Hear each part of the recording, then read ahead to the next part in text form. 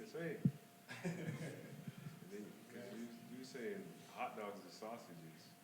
They are. What? Nah. When you Google it, a hot dog is a sausage. Pause. No Diddy. Pause. No Diddy. But I definitely don't know. I don't know if I agree with that sentiment. You telling me I got to eat a hot dog for breakfast? When's the last time you seen a hot dog as a patty? Hold on, we back. This DonteSoulPepper is Pharoe. Marquis is back. This pre-pod conversation is about hot dogs. Pause. No Diddy. A hot dog is a sausage. It's almost like when they used to be like, is a hot dog a burger? Like, you know what I mean? What? You don't remember that conversation where people be like, is a hot dog a sandwich? And you'd be like, no, like a hot dog is a hot dog. Oh, yeah. That is definitely true, but I don't think... It's the same conversation, but it's not the same. Yeah, Definitely I'm not off the this. Is a hot dog a sausage? All hot dogs are cured and cooked sausages that consist of mainly pork, beef, chicken, and turkey, or a combination of meat and poultry. See? It's a sausage, man. Pause. No Diddy. We got two pre-pod thoughts here. This man was capping on the last pod, all right? This man gonna try to throw Iggy Azalea on me as my hall pass because I choose to lay with a white woman. He gonna throw Bia as his. This nigga don't know Bia. He Wait, can't how? name one Bia song by herself. He said there capping. He was capping. I got her album in my Apple Music. I put you on that album. I'm the Bia fan. I buy her merch. I'm at the concert. He was capping. Hey, I got That's my celebrity, all right? You find your own female rapper to fall in love with. I can't lie to you. He was capping. He throw the white woman on me, knowing I was at the concert, crushing up the drugs with every, you know what I'm saying? I don't trust this nigga that I lay with. Oh man, come on, he throw the white man. woman on himself. What are we talking about? Nah. And then number two, I want to know your thoughts on the Schoolboy Q album. My thoughts on the Schoolboy Q album? Oh, it's fire. It's fire. If to me, like, there's only a handful of artists that I think come around every so often and hit every time for like the time period I'm in, and Schoolboy Q is probably one of those guys. To go from Blank Face to Crash Talk to this, yeah, I'm a big fan of it. Okay. I feel like there's about to be hate coming this way though. Nah. What's your favorite tracks off there? My favorite tracks, Thank God for Me, of course. Cooties. I'm trying to think what else is in my playlist right now. To be honest, a lot of like that back half of the album though, I liked, but I never looked at the track list when I listened to it. Like, this has really been a project that I've been able to run through all the way and not worry about, like, what song I'm listening to. If I listen to a specific song, like, it's, like those two, Pig's Feet, like, when I'm in the gym. Because I was waiting on that track. When y'all showed me the little YouTube clip, I was like, oh, yeah, I've been waiting for that. And then, of course, Yearn 101's on there. But it's one that I go through just all the way through. I was glad to hear Pig Feet and Pop like still make the album. Yeah. Oh yeah. Them ones was. It almost feel like he probably didn't really change the album too many times, is what I think. I think that album was probably ready then to drop. I don't know what he was waiting on, but I ain't complaining about it. Hell no. That shit. It did what it's supposed to do. It dropped at the right time. Dropped right when it was supposed to. I think my two favorites is Foe and Back in Love. Foe, yeah. I wasn't really like, when I heard Back in Love the first time, I don't think I was like its biggest fan. Like, I watched it and I was like, damn, that was kind of dope. But then like when I heard it in the album, I was like, see, that's why, even though he says it's no singles, but that's why he led with that one, because I hear it too. Yep. Oh, I got one more pre-pod thought though. What's that now? Mod, you was wrong. The video dropped. Ain't nobody said I went through the phone. So I'm standing on business. I'm standing on business. That nigga's lying. They thought that's what was gonna happen. But it's the video been out on YouTube, no comment. Been out on the thing for about a week now. Did you pay for the body? Pay for the body. Yeah, you got rid of her. No, we ain't got to. Because I stand on business. I'm feeling like Drewski out here now. Hey, he do got Hey, he you got a it. point. All right, we get right into it. Kendrick versus everybody. What do y'all think?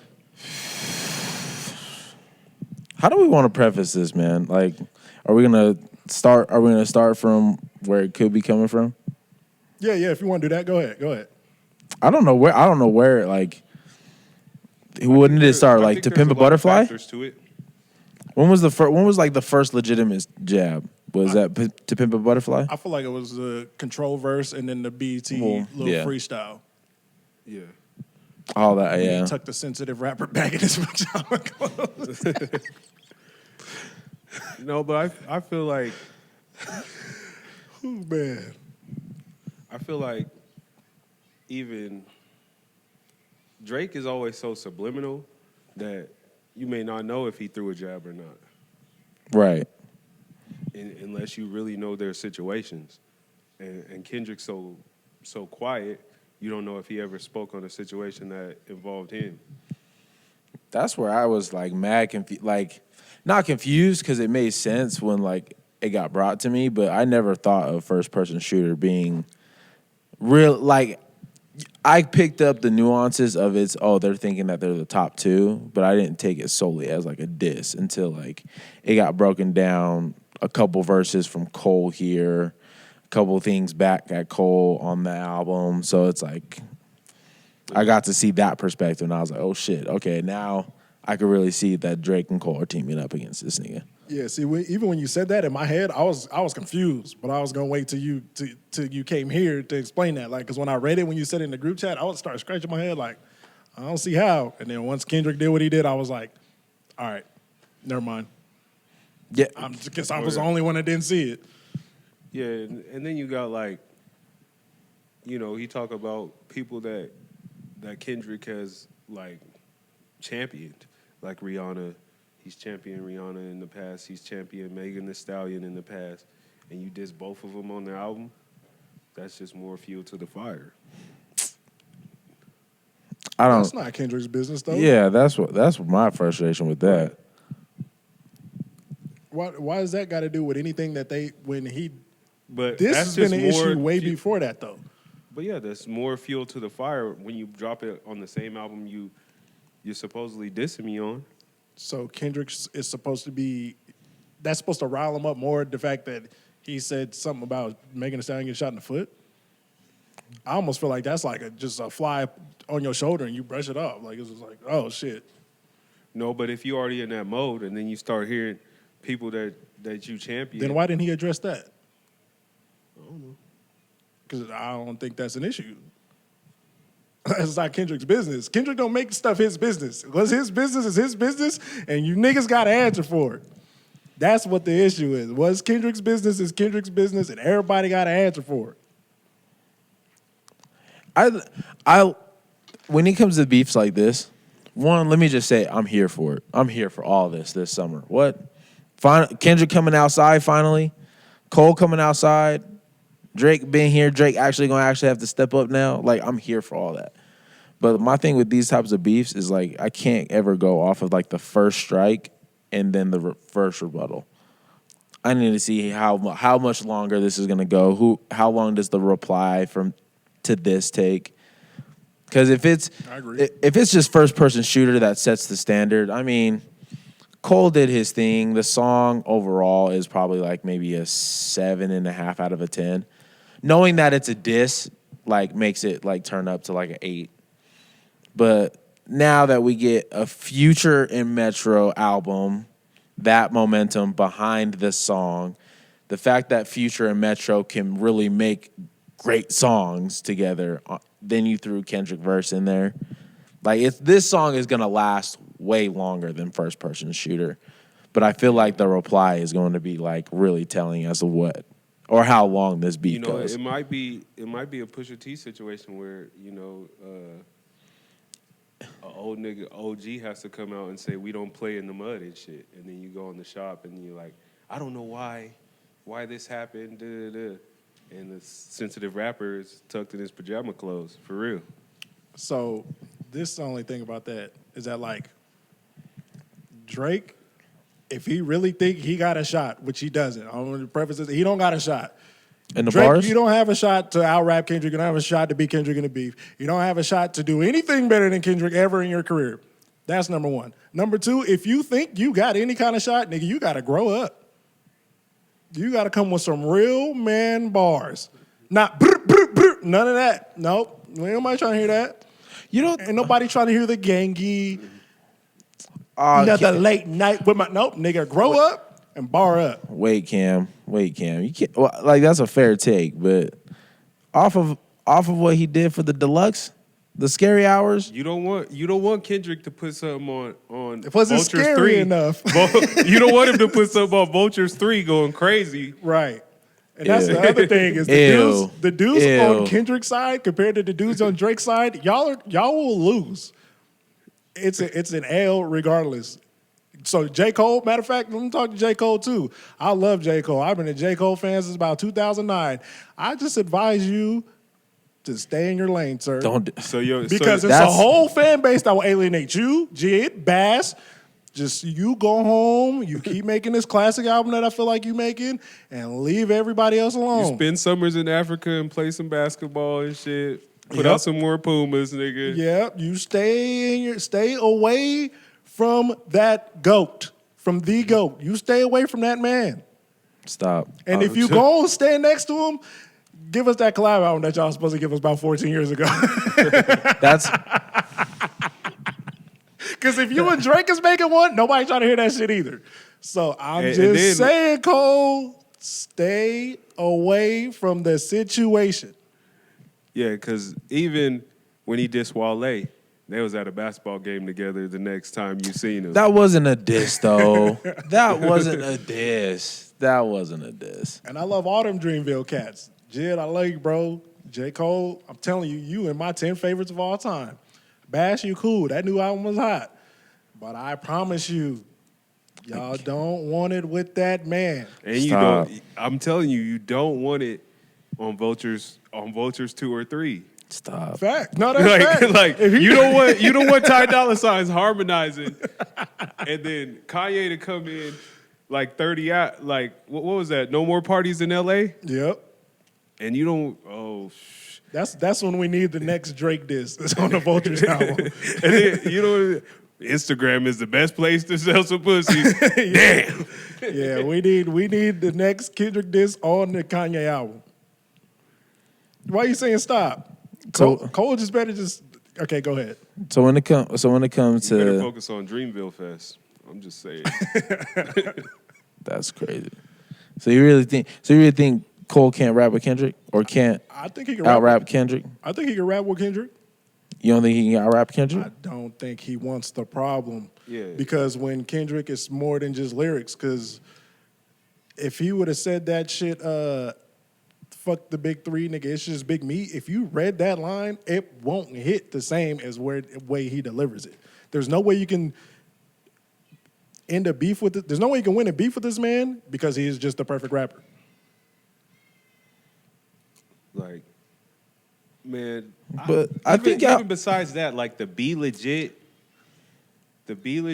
clicked up 40 water entendre is crazy. Yep. But like it was in the click with E40. Yep. Oh, like, that's all fair. But like, when did For All the Dogs come out? Shit, September, October, something like that. So he had from September to October to now, or to, I don't even say now. Let's say until end of February, because albums got to be turned in, mixed, all that shit, right? Yep. So he had that much time to be contacted and to write a verse, let alone multiple verses, to get the right bars in order, however he does his science. That's a long time. That's a long time to make these intricate rhymes. Do I think Kendrick is an incredible rapper? Absolutely. But I don't think Kendrick made all those entendres in like a week. I do. And even if he did, I think Cole does the same thing. I do too. Cole been murking features. Hey, let alone like him not really hitting his stride, and now he's in album rollout mode. And I'm gonna get to that in a second too. If it wasn't for this situation, I would be coming in here talking about, hey, J. Cole about to have an album of the year. Hey, J. Cole is the big one. Nah, it's still Kendrick. And the thing about that is like For All the Dogs came out back then, but Kendrick is so dope that timing doesn't even matter to this dude anymore. And that's what I was saying on one of the last spots, is that he's earned the right to just do shit on his time. Yeah, I think the whole TDE has. Like, pretty much. I don't know about that. Well, I mean, not like Reason, but like Schoolboy Q can. I feel That was like. just them too. Yeah. You don't feel like Isaiah Rashad can? No. You don't feel like SZA can?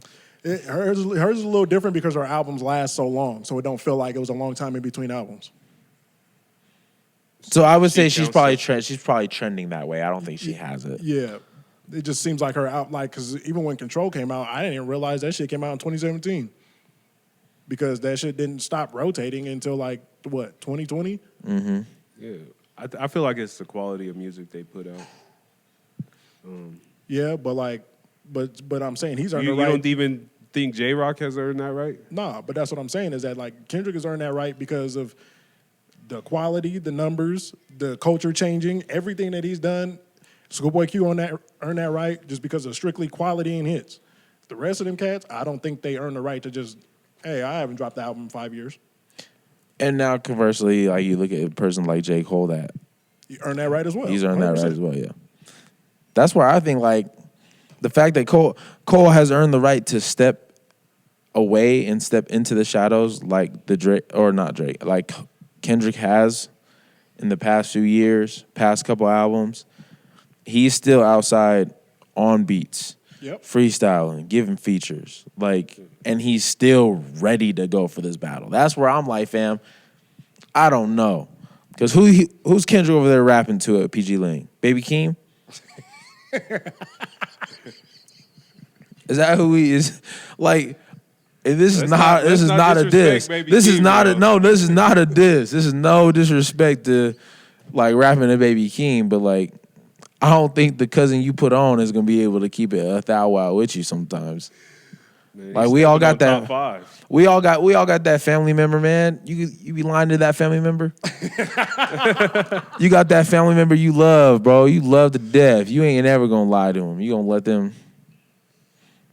He got some shit though. No, but that's fair because like let's just say they all gang up on Kendrick. He got to take 1-on-3. What is Baby Keem gonna do? 1-on-3. Like, let's say if it was just Cole, Bass, and Jid. Oh, from TD. Just straight up against Kendrick. And like when you mentioned PG Lang, them TD niggas probably not getting into this. He They gonna do the don't same care. thing Kobe did when he was by himself, nigga. Yeah, but I'm saying Get the ring. okay, Get to the chili. And then if Baby Keem is Smush Parker, then there ain't gonna be no ring. Lyrically, I fuck with Baby Keem, but what is he gonna say? How is he gonna diss somebody? Who knows? No, we know. No, we know. It's not gonna go well. Even when they had the family affair shit, I think they could diss on something like that, and it could go. Like they could do a elevated version. Bro, we can't even like. I don't want to do this because I love Baby Keem. Give me a hot verse. Outside of Family Ties and Hillbillies. And I really feel like those songs was what they were because of Kendrick. I think like like we don't have a hot Baby Keem verse. He's great at making music, but if he's got to be in a battle and that's Kendrick's teammate, then if you want to use a Kobe analogy, then he's carrying Kwame Brown. Because it's not like Baby Keem is Metro. Right. Yeah, but that's one thing I don't even really like about beefs. Like I don't, if it's between me and him, like this a fair fade. Yeah. That's why I didn't even like when Drake was going against Meek, and Meek went and got a whole bunch of features on this shit. It should have just been straight Meek. That's not fair though. Why is it not fair? Because some of the greatest disses of all time have came from features too. Well, And in rap, like subjectively, like I it think can't just be besides Hit 'Em Up, you should just straight up diss the nigga on the song. Like, besides Hit 'Em Up, I don't really like beefs songs. Besides Hit 'Em Up in New York with Ja Rule and Fat Joe them, like, I think you should just go straight 50 Cent. Just start. So you didn't like the Ja Rule, Jay-Z, and DMX diss that they did to 50 off that Exodus album? Just the Murdering joint. Mm-hmm. Yeah, but It's not like that. I don't know. I'm kind of in the middle because I feel like if you actually, the thing about that is the dude just got to deliver at the end of the day. But that's what I'm saying. So if I'm calling Baby Keem to come deliver on a diss track, Yeah, I don't think I'm that's losing. happening. Yeah. Now if I call J-Rod to come deliver on a diss track, now we having a whole different conversation. And well, with that even being said, like, you got to call and deliver. Wait, I'm losing it. So Because I think that even when you bring up like Meek Mill, I think that one of them disses, whichever one where he was like, I know see you keep saying that, but that the shit War was Pain. ass. War Pain was hard until that nigga got on it. So that's what I'm saying. If you're going to be on there, like, you got to deliver. And because old boy got on there and didn't deliver anything, they kind of just, it took away from the diss. Because these dudes, whoever was on Hit 'Em Up, I don't know these cats by name. I'm going to keep it a buck. I'm a hip-hop encyclopedia. Can't tell you the dudes by name, but get out the way, yo. Get out the way, yo. Shit was hard. Mm-hmm. So at the end of the day, if you bringing somebody else into there, they got to deliver or know how to deliver. And if I'm trusting Baby Keem to deliver or talk about anything other than bitches, I'm about to lose. Well, you think that the rap game is so meticulous that these two niggas waited until Kendrick was for sure out of TDE to say something?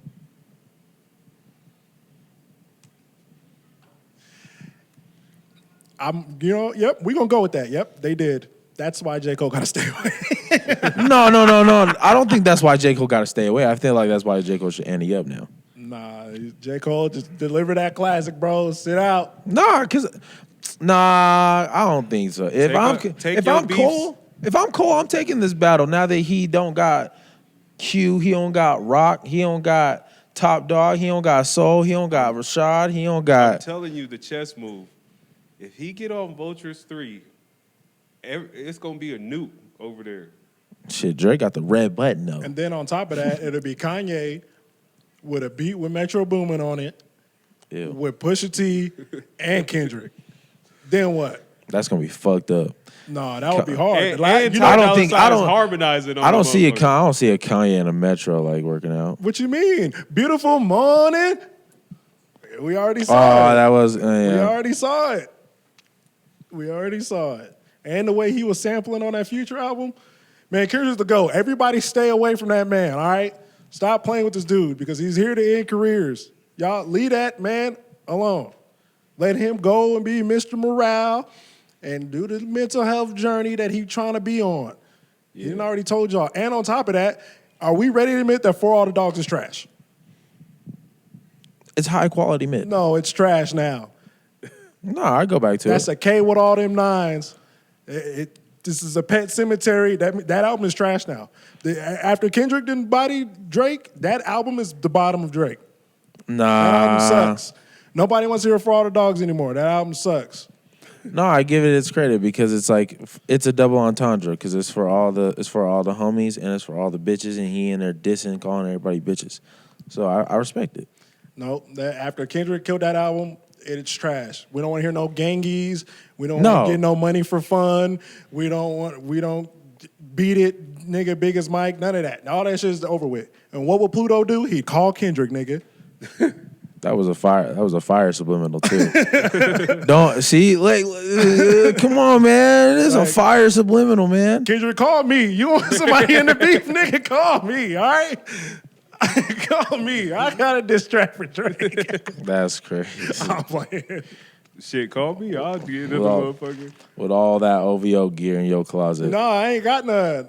If it wasn't snowing, I was coming in with some Yeezys on too. This is TDE. I almost had the Yeezys on when it started snowing, so I needed some leather.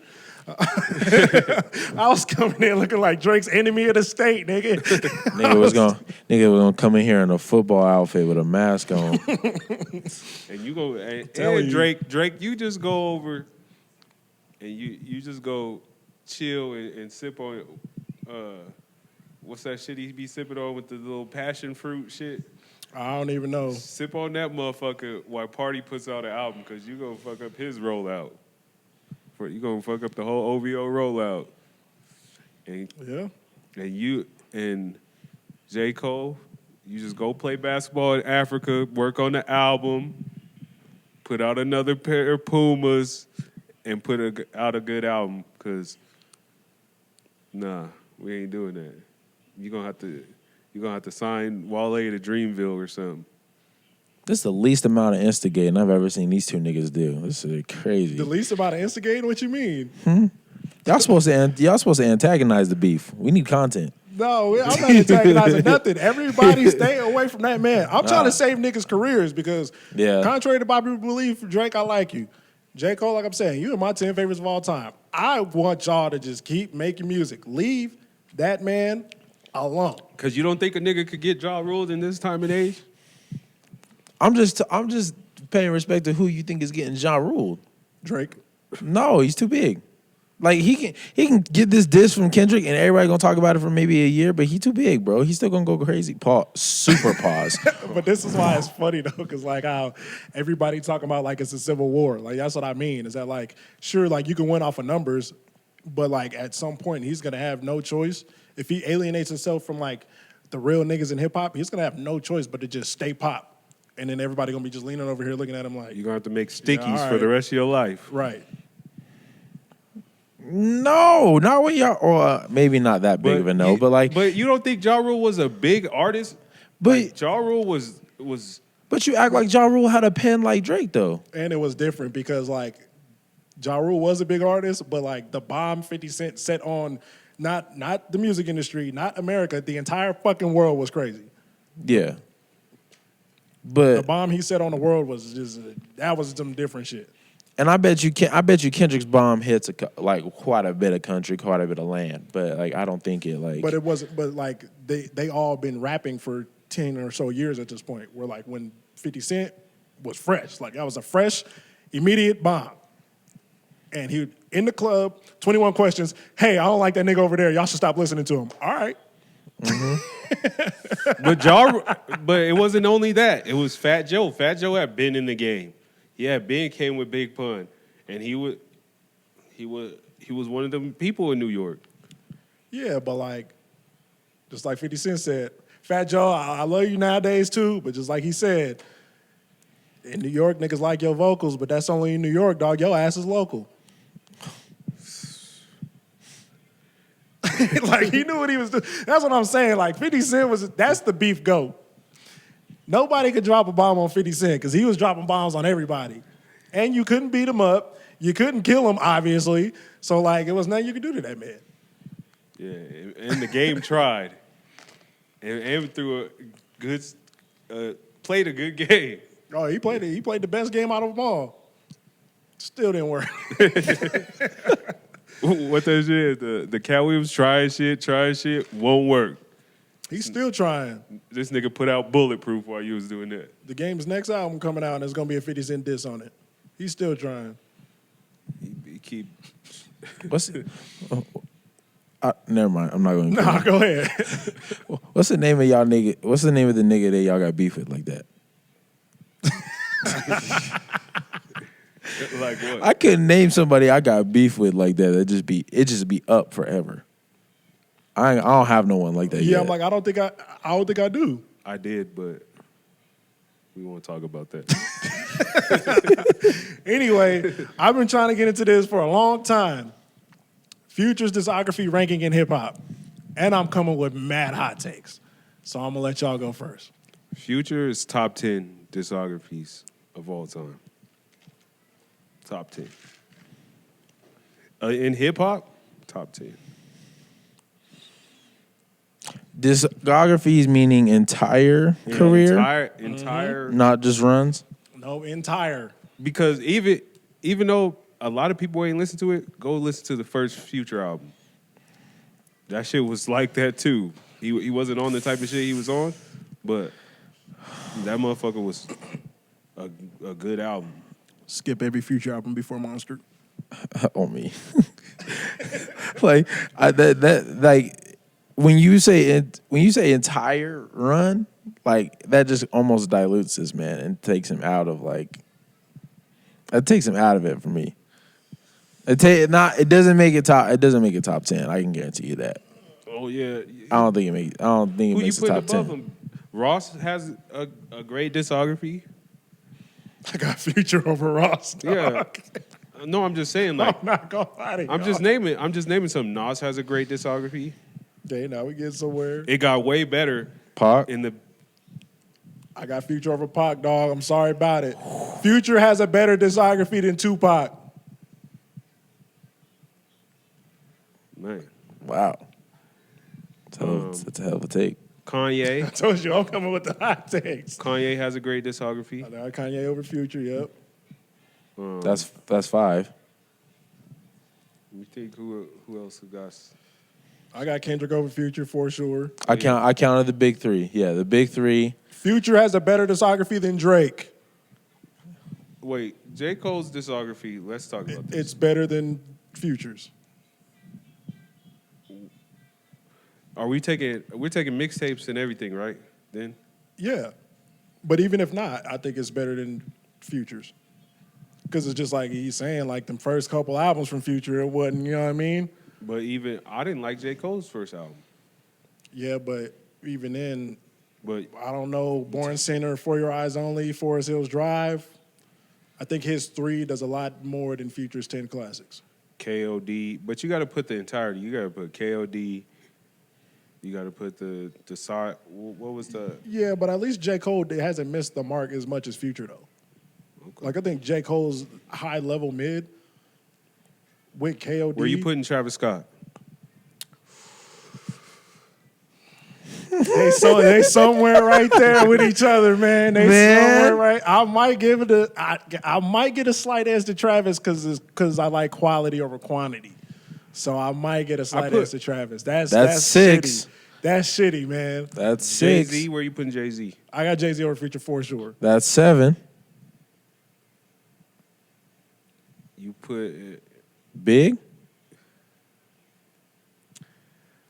See, I'm not gonna lie. I don't want to even count that dude because I don't think it's even fair to give him a lot of the conversations. Because it was short. I almost think it's unfair just because it's only 2 albums. yeah, okay. Who else? You could put. Where you putting Schoolboy? Schoolboy Q got a better discography than Future, man. That's 8. That's tough. That's mad tough. That's shitty too. Where you putting DMX? Behind? Don't do it. DMX got a better discography than Future, man. Like I what? can't. Yeah, you right. That's I sure 9. was about to. What about 50? That's 10. Oh wait. Oh, I don't know about this one. You Yeah. might not have a better discography, to be honest. But, I might give that one a Future. I might. but 50 is. Just like you say, if we're including mixtapes, I think I got to give it to 50 though. You putting Jeezy? Where you putting Jeezy? I think I got Future over Jeezy, dog. Okay. That's who I feel Where like. you put Young Thug? Oh, I got Future over Thug. That was never a question for me. Drake? Future has a better discography than Drake. I don't agree with that. I'm standing on that. Are you saying that just because of the recency bias? No, I've been saying for how many years at this point? Future is the only rapper with 10 classics. Does Drake have 10? I don't know. I don't think he got 10 classics. No, is he on his 10th? Is he on his 10th album? I don't know. I'm not sure. But for him to even be doing that run, I'm telling you, Monster, Beast Mode, 56 Nights, Dirty Sprite 2, What a Time to Be Alive, Purple Rain, Evil, Future, Hendrix, Super Slimy. Wait. And Drake, you got out-rapped on What a Time to Be Alive now that we're here. Wait. No, wait. Before you do that, Future does not acknowledge What a Time to Be Alive. Okay, then he got 9. I don't know if anybody got 9. All right. Don't continue with that tape. You're the only rapper with 9 classics. All right. He got 9. I'll give him the 9. And on top of that, let's get this is where I'm coming in with hot takes, because I'm putting Future in the top 10, even though it might be 10. I'm gonna be 15. I'm gonna be 15. I got Future's discography over Eminem's. Future has a better discography than Eminem. I'm sorry about it. Like, we gotta be honest. But I think where was I going with this? Oh, I'm gonna even give him top 15 just to give him some grace. Future probably got a top 15 discography of all time. From beginning to end, I'll give him top 15. I can go 15. But if we get into this big 3 conversation, what makes Future not part of this big 3? Drake, you're out. Drake, you're out of the big 3. Future is in the big 3. The big 3 is Kendrick, Gap, Cole, Future. I'm not gonna let you do that. I'm not gonna let you do that. Out of there. If Young Metro don't trust you, I don't trust you, man. Get out. You out. You out of here, Drake. We don't like you anymore. We don't trust you. We don't like you. Cam, you have a moral responsibility. This nigga Much going like to buy an the nachos tomorrow, the orange much nachos. No, I'm not. Much like the athletes. He buying the Kendrick. Somebody on TikTok said them knockers look like Dadas. So you I fucking fell out laughing. You buying the last Kung night. Fu Kitty Cortezes? This shit- Hey, I might have to. I don't fuck with Cortez. You know that. I might have to. I fuck with Cortez. I might have to. But you saying what? I have a moral. You have a moral responsibility, Cameron. You have a broadcast. You gonna be flip flopping like that? You gonna become everything you hate? I got to flip flop on you, Drake. You gonna perpetuate Future music, but not Drake music?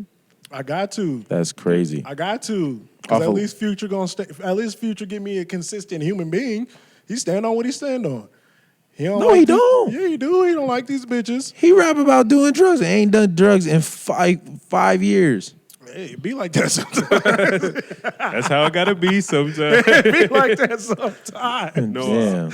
It be like that sometimes. Nigga flip flopping like the summer. Nah, it really be like that sometimes because that's still his life experiences. Like, you know what I mean? Man, I'm just saying, like when you wasn't there with no, you was there. You was there. But in my head, just what I used to be riding alone listening to these Future albums, it was nobody could tell me nothing different that this man wasn't dropping the best music and it was not relatable. But it was all the same. No, it wasn't. Yeah, it was. It really wasn't though. For a good portion of it, it was the same formula. Different album cover. No. I'm not letting you do that because It was. even if you listen to What? Future and Hendrix, 2 separate albums. Yeah. If you listen to 56 Nights and Monster, 2 separate things. What was the Evil and Purple Rain? Purple Rain. Those were similar, yeah. I'll agree with that. And then what came after that? That was then Future and then Hendrix. And Super Slimy all came out the same year. Oh, Then super slimy, man. Then he was doing all that in the same year, like Beast Mode, Monster, Beast Mode, 56 Nights, Dirty Sprite 2, and What a Time to Be Alive all came out in like a 14-month span. Because it's all the same formula. When you can copy and paste and change a bunch of different shit, that's why teachers is mad at AI now.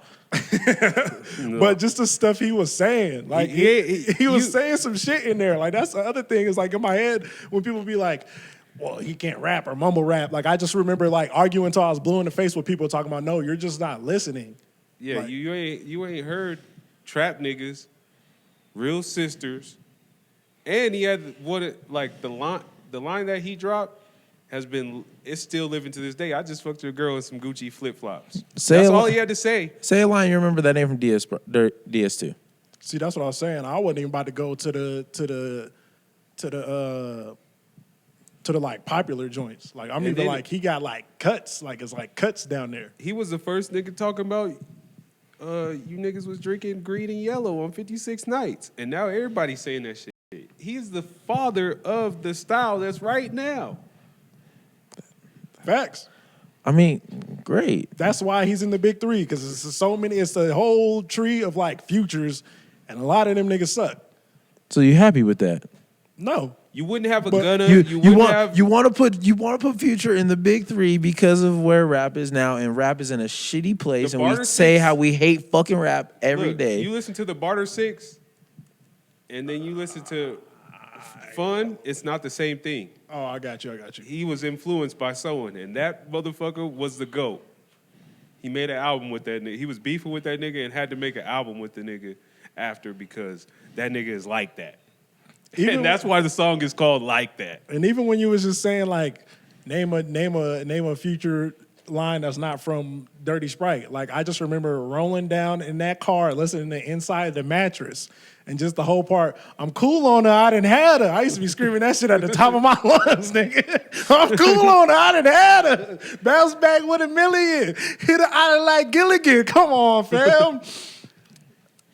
Come on, he the GOAT, man. Feds did a sweep. Come on, She ain't leave me when I was broke. Like I'm telling you, like at a point, this nigga was the one. Boy, like I don't understand like how he wasn't part of the big three. Like I just don't get it. That motherfucker be rapping. Hey, shout out to YouTube. I know y'all see this big ass cape that's flying right now. I'm just saying, bro. Hey. We need real niggas in the big three position. And we talking who, even in influence, who would you rather dress like? You rather dress like Drake or you rather dress like Future? I'd rather, to be honest, I'm Drake. I'm like neither one of them. If I had to pick one, I'd pick Drake, but No, Future be putting that shit on. On top of that, though, like The only shit that Drake was wearing that motherfuckers followed was that the worst behavior, and I hated to go to 25th when that shit came out. And the niggas had the big ass hockey jerseys on with the hat to the back. I got a hot take too. So like how I'm always like Drake is as big as he is just because he be jumping from style to style and be doing this and doing that. When he tried to be like Future, it made his career longer. He knew he had to stand next to that man and do What a Time to Be Alive in order to continue to be at the top of the charts. Because I always thought the album was classic, but he been saying this since it came out.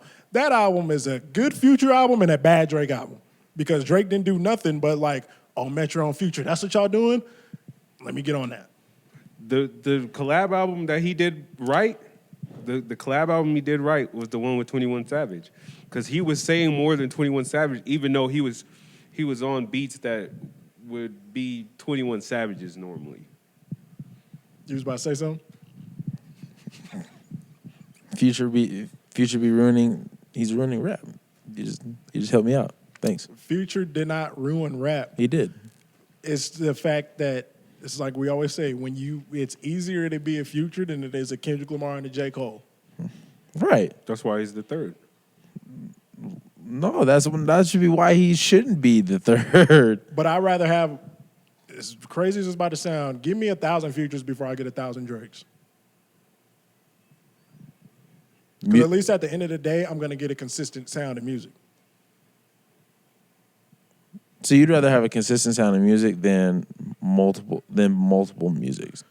I'd rather have a consistent sound of music before I get a bunch of dudes just Confused with acting who like they they are. rapping. I mean, but he does. I don't. then on top of that- I just feel like we're discrediting the pen. We're discrediting the pen in the last couple, like because of the last couple albums, which like justifiably so. The last couple albums wasn't that great as far as a Drake pen, but like his pen is his pen still. Even though he's bullshitting on a lot of these tracks, it's still some pretty other people's good. pens. Yeah, but like his pen is his pen. Drake is a well above average rapper. If I got a bazooka and a Desert Eagle and I want to kill an ant, why would I use either one of those? You know. But Drake is a well above average rapper. But when he gets in the ring with anybody that's a better rapper than him, he lost 100% of the time. I think Drake is a better lyricist than Meek Mill and a better songmaker. He's better than Meek Mill at everything. That's how he won that beef. But when a nigga like Joe Budden wanted to rap against him, Drake wanted to not say nothing no more. I mean, that's fair. I mean, When that's Pusha Joe. T wanted to rap, all of a sudden he hanging out with LeBron. And that was fucked up, bro. When Kendrick wanted to drop Control, it was, I mean, that was harsh. Da-da-da-da-da. When niggas that Drake can't rap with want to rap, all of a sudden he don't got nothing to say. When a nigga like Meek Mill want to rap with you, you got a lot to say. I mean, all that's that's the shit I don't. Now that's the shit I don't like. That's like a whole bunch of niggas did something to you in the club, but the nigga that's only 5'3", you go and try and fight that nigga. You don't want to fight the 6-foot niggas and do all that and show your, you know what I'm saying? So keep it consistent. Don't fight the 5'3" nigga neither. I don't want to cape too much, but we all know that if we get on Angie Martinez's show, we gonna say the sweet little nothings. You really think that's what he meant when he was talking to Angie Martinez after that Control verse? I'm gonna say whatever to Angie Martinez. I ain't gonna lie to you. I'm gonna say whatever. I don't know what he meant, but like if you was really like that and you really feel like, you know, I put these niggas on and da-da-da-da. He was trying to get the auntie hug after the pod, bro. He was trying to get that good hug from Angie Martinez, man. See, I salute it. See, he'd be too worried. He'd be too worried about these females buying stripper Chanel bags and all this tricking and whatnot. Yeah. Drake, in order to even have a foot, Future in trick. Future buy his chicks Patek Rollies. It is different though. It's like when Pharrell talks Stop. Bro. It's like when Pharrell Stop. starts rapping that luxury shit, and then Rick Ross started rapping that luxury shit. It's different. Yeah, it's just different though. Everybody, I feel like Future, like, I just almost feel like Drake be just trying to do what's cool when Future is just Future. Like, yeah, sure, he be tricking. Yeah, sure, he's emotionally unavailable. Yeah, sure, he might have done drugs once in his life, and we know that. And it's just there with him. With Drake, it's always an image thing. I don't like them niggas that do shit for image because nothing is real from you. how you know he ain't really do it? What do you mean? What if he really did do it? He put it in his raps. What if Drake really did it? Yeah. What if Drake was really tricking and stuff like that? No. Well, I mean, we know that. But like, what if he was really doing everything he says in his raps? Then It just don't get put out there like that. Then I might give him a little more credit. But wait, we big enough Future for being like mysterious and ominous, you know. So What if does he do that's mysterious? Everybody knows he don't take care of his kids. But he's And he just lean into it. Like, what are we talking about? And they Drake- keep giving him more kids. we don't see the problem with that. All right, never mind. I'm gonna let it go. No, I'm trying to understand. I'm gonna let it go. No, I'm trying to understand.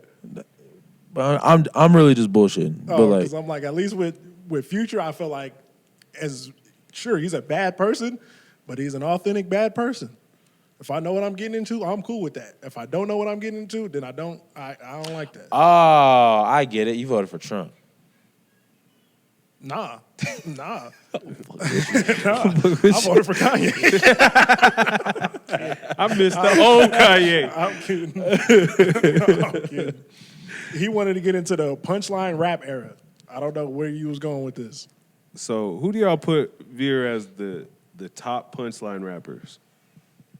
At first, this is the first question too. Um, What is punchline rap? Like the Almost like a form of like battle rap, like where it's like battle rap but on the beat, or like everything is like Drake. I'm rare like Mr. Clean or Drake. Not talking about Drake no more. Wayne, I'm rare like Mr. Clean with hair type stuff. Tougher than Nigerian hair. Like that's a punchline. Like Yeah. oh okay. But I put Wayne at he in the top. He in the top. Fabulous is in the top. Jules Santana's up there. Lloyd Banks is up there. Joel's is like at he ain't in the top 3. He ain't in the top 5. He in the top 10 though. I throw a lot of flack at this dude, to be honest, but I'd probably put Big Sean up there. Oh, that might be a good one, actually. Yeah. I didn't even think about Big Sean. That actually might be a good one. Yeah, I might put him up there really up there for me. He kind of missed the era, but he does it for sure. No, you ain't see the Instagram reel he put out? Nah, we didn't see that. We too busy worried about the big 3, Big Sean. I'm sorry.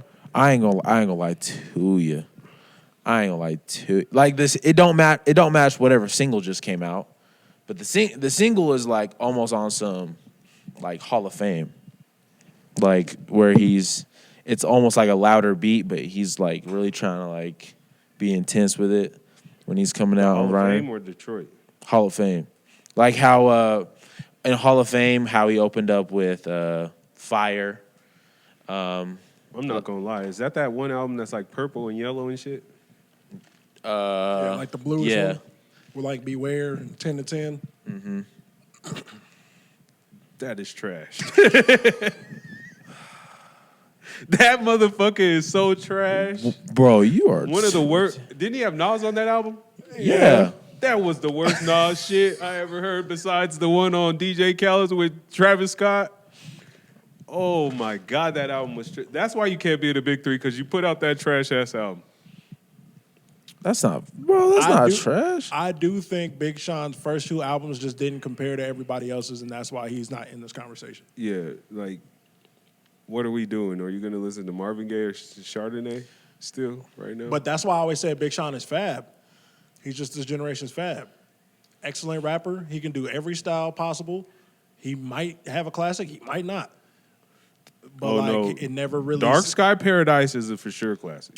You know, I'm going to have to go listen to that album again because... I don't know if it's a classic. It's almost like when I was thinking about it like a couple months ago, like when I just looked at the track list, when I was going through Big Sean's like discography one time. It's almost like the conversation we was having the other day where I'm like, when you strip the moment away and only the music is left, how does it sound? When I started looking at the track list of Dark Sky Paradise, I was like, I might have to listen to this album again because I don't know if 9 years later I like it as much as I did. All right, go back and listen to it and give us the thesis. Yeah, but I was like, but if you want to say it's a classic, I'm not going to argue it yet. But like, I I kind of still looked go at it back and I and was listen like, to that album. Like, I feel like Finally Famous is definitely more of a classic than Finally Famous, the mixtape? not the album. that shit's ass. See, I feel about Finally Famous almost the way he feels about Hall of Fame.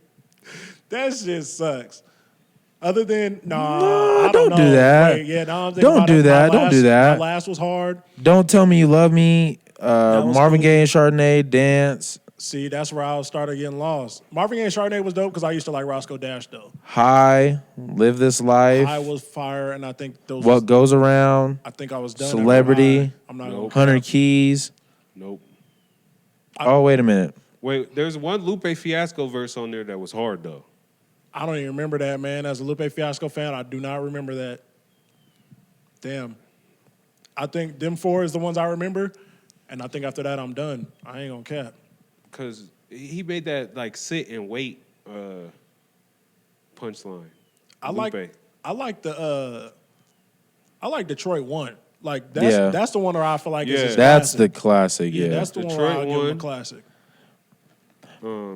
The thing that sucks about Detroit 1 is that I feel like that is not going to get the nod it's going to because it came out as a mixtape, but it was an album. If that was his album versus Hall of Fame, I think Big Sean would be looked at in the regard that he needs to be.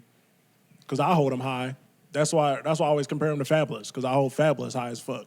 Where I'm just like, no matter what you do in any era, I'm like glued to it because you sound good on everything. And you rap better than 80% of people. So like I like it. Yeah. Maybe that's what it was. Hall of Fame, 'cause Hall of Fame being trash is crazy. I don't agree with that, but like maybe it was more of like it was almost like his pop album too early. Yeah. It was almost like it was a little too much like I don't want to say it this way, but it's almost too much positivity. Like there's not enough like. I don't even fully remember Hall of Fame, and I think it's because I remember when Detroit came out, like Beware was on the radio at the same time, and I literally was confused, like listening to them both. I was like, so which one is it? Like I don't like where are you going? Like I don't know. Well, Beware blew up late, didn't it? I thought the album came out and then Beware started taking off. Yeah, my timeline probably a little fucked, but like, you know, I tapped in like we was back then, so I know I heard Beware before the album, but like I don't really know how when it blew up or stuff. I can't put my finger on that one. Nah, that album is straight. Nah, it's just not that. Big Sean's whole discography is a bunch of albums that are below average to above average. I don't think he really got nothing that's trash or nothing that's really great. Oh, you go listen to Hall of Fame, you go hear some hot garbage. I think I Decided it was worse than Hall of Fame. See, I liked I Decided for a minute. I think that shit I with didn't him like and the that album Migos. either. That was one of my things about Big Sean. I was like, damn, you gonna give me Detroit and then you gonna give me these albums? Well, that shit with him and the Migos, I thought was crazy. And then, Yeah, he always had a song, but like you said, it's like Fab. Like yeah, fair. Like you gonna have something that stick, but at the end of the day, like the album comes and it's like, Yeah, from start to finish, it might be a little, because I got you. From nothing to something. I like that album. Yeah, my head is crazy. I like that album, but then you go to his other albums, like Loso's Way, and you're like, oh, there were some songs on there. And that's just how Big Sean is. It's like, oh, there were some songs on there. These dudes that are mixtape legends, but only have like average albums, the shit's kind of funny. Yeah. I think it's because almost the label. Like you could see where they want to go and where the label took them. Yeah. And yeah, because they try to play a numbers game. Yeah. That's how I feel about Wayne. To keep it a hot bean. Yeah. Back to the punchline rap thing. Oh, but yeah, the punchline rap shit. What I was gonna say is, with that era, like you think you could, which now we already kind of got to that point, is I think those people could last the longest in hip hop. Is like people from that era, if they have longevity. Yeah, I don't think that era's rappers could drop now. They could drop whenever. I think it's more like it would speak more to like their ability to adapt. Like I don't know if like punchline rap is gonna be like would hit with a lot of kids these days, or like not kids, but like just the rap scene these days. As much as like if you're able to do punchline raps, now you can transition into something else. Because I feel like a lot of the better rappers, they have their punchlines, but it's more like them like talk punchline, and then it's talk something that goes back to the I just punchline. heard Big Dog. I heard Big Dog, and Wayne was doing the same shit that he was doing Feature years ago. Feature though. Yeah, but like we said, some of them people, their albums don't show how great they are. Well, so when you say longevity, you're just talking about like being able to like pop out every once in a while. Be in the game as long, because if we get to it, a lot of rappers that have like the status, they don't go and drop verses. They might drop one verse, two verses. Wayne, he could show up all year. Jay-Z gonna put one verse on Meek Mill's, and then we just like, oh, we know you're great. Do you think? And then that's good enough for us. Do you think Wayne needs to pop out though? If he wants to stay in the rap circus, yeah. So I almost feel like it doesn't speak to like punchline rappers having longevity as much as like Wayne needs the longevity then. But I mean, Fabulous, you could talk about Fabulous. He don't drop all the time. Like he might drop a freestyle every once in a while, but he still could do what he does. See, I think where they're different though is almost I feel like Wayne, without trying to be so disrespectful to Wayne, I feel like he was more of a feature artist than Fab.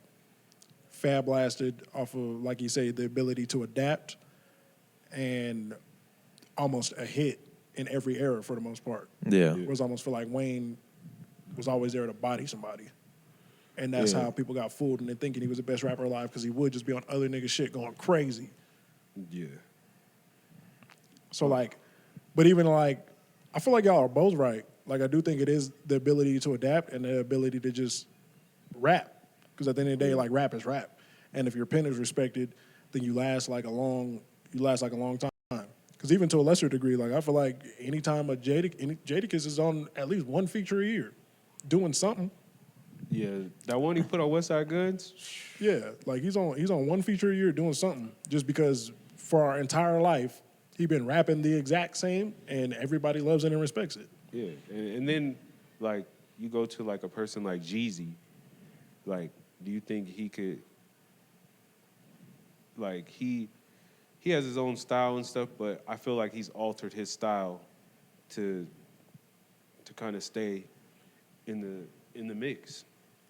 Even Do you feel like a T.I. ain't how he was then. Like now he's more deeper rap type shit. I feel like what you said about Jeezy and T.I. is opposite. Yeah. I feel like T.I. is the one who, Switch the style up. to try to adapt, whereas like Jeezy is almost the same, just the content within his music is a lot more mature. Yeah. Like it's the same style of music, just the subject matter a Well, little different. I'll agree with that. I'll agree with that. But yeah, I feel like T.I. is a better example. Like he had to switch up what he was doing Yeah. to be able to stay and spar. There's a couple things. Like you got to be able to. There's like a difference between adapting and like evolving. Like I think like Jeezy evolved. Like a lot of artists like grow through their music. Like even with Jay-Z, like nobody really. I don't want to say nobody, but there was a good divide between people that liking 444 and them not liking it. But like that's the evolution of Jay-Z. I don't think that was an album where he was trying to adapt to a certain sound. And if you want to talk about Jay-Z's discography too, we got to put that Jay Electronica shit in there too. No, we don't. Oh, we don't? That album does not exist. Oh, now the album don't exist. What do you mean? Right. I always said that album was trash. Yeah, so First day I heard it, I said it was ass. That album don't exist. Because Jay Electronica doesn't exist, so. Here we go. And then even a Currency. As far as Currency has what? last. I feel like he could last forever. I think a lot of that has to do with like where you're, not like where your status is, but like where you deem comfortable with your status is. Like the kind of conversation that we have all the time is like, oh, I may just want to be an underground rapper forever. Like so when you're content in your status, like you don't need to pop out because you know you have the pen. You know you can I don't go think, back to I that. don't think Wayne is comfortable in his status. Yeah, I that's think what I'm saying. He Wayne wants needs that to, number one spot still in it. That's why Wayne needs to pop out. Wayne needs to be on certain things. For himself, not us, is what you're saying? Mm-hmm. Like even for us, like we give Wayne his respect, but like we're not gonna put Wayne. I wouldn't put Wayne up at the top right now. No, not even close. So like, He might not be in my top 10. He's so not in mine. so like if he keeps coming out and bodying shit and he come out with an album that's like just straight heat, no features, all right, then I can pay attention to it. But like, I'll forever just think of Wayne as a GOAT already. Like his jersey's in the rafters. Right. Yeah. I don't need him to give me any more verses. That's why I kind of, this is about to sound crazy, but that's why I don't really mind when people almost compare Wayne to LeBron. Because it's almost like, yeah, you did what you was supposed to do already, but like giving us more is cool. It don't really affect your legacy for better or for worse though. And Yeah. some people have him as a GOAT. Some people ain't even he ain't on the list, and some people got him, I feel like, where he should be. Wayne's like Vince Carter.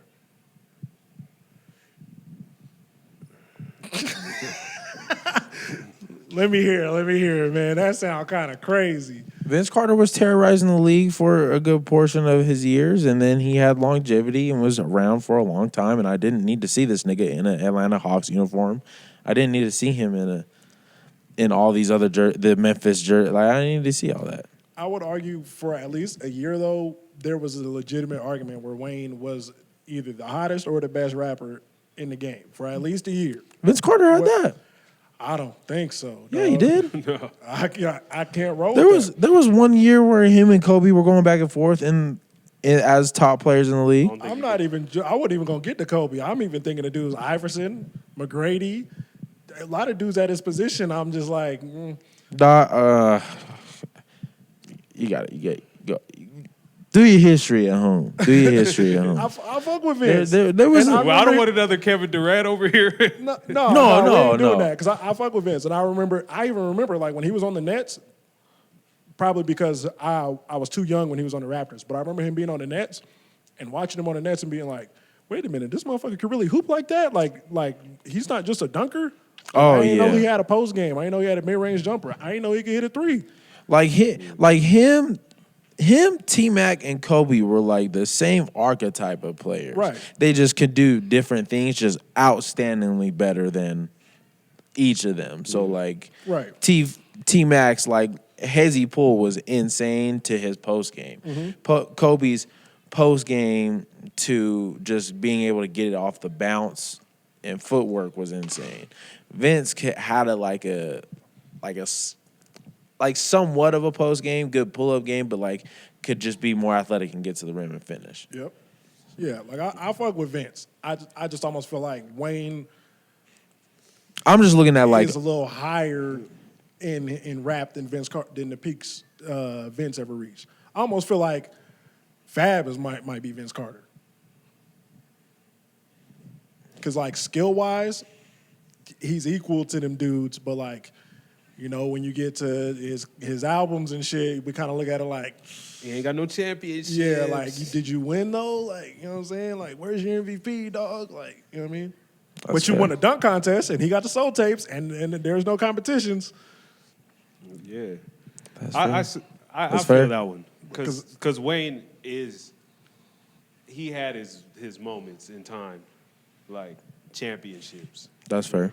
Yeah, that's what I'm trying to say. Because even as much as I will sit here and die on the hill that Carter 3 is not a classic album, but like, I think Carter 2 is closer than Carter 3. but the moment in time is just the same conversation we be having. When you got to take the moment away from the music, how does the music sound? It don't sound that good, but I do remember that moment. And yeah, it didn't go, but yeah, the Punchline era. That's what I think is like those rappers could always rap, and they have the skill to have the longevity. Did Kanye invent every subgenre of rap? I thought that was too far. He did invent a lot of shit, and I think a lot of people took certain blueprints from him to where he influenced a lot. I think he's one of the number one influencers in rap as far as style, just sound. He's always pushing the sound. Mm-hmm. You wouldn't have a Travis Scott. You wouldn't have a Kid Cudi. Shit, you might not have a Drake without that. Like, I want to say he invented it. I want to say he grandfathered it. Because you made it a hot line, I made it a hot song. You may have had like a lot of the groundwork. the Say You Will sound, like he took that beat, like you kind of could tell like he was influenced by Kanye.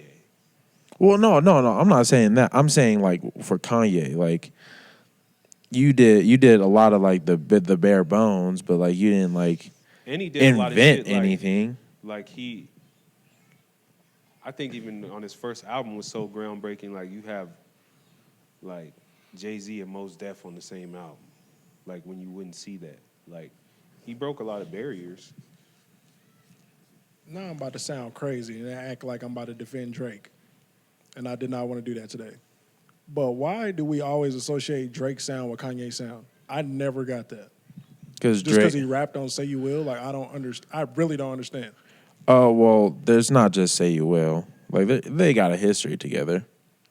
Yeah, I know that, but like I don't the sound thing, I don't understand. Like I don't like when I think of like a Drake sound, it don't sound like Kanye. Like I think just because they put a little phone underwater sound on it, just like the drums on Say You Will, and now that's an influence? Or Well, is it engineering? Like I don't understand. I don't get the Drake and Kanye comparison when it comes to style Well, or influence. Well, when Drake is also like in his early career, also always bigging up Kanye.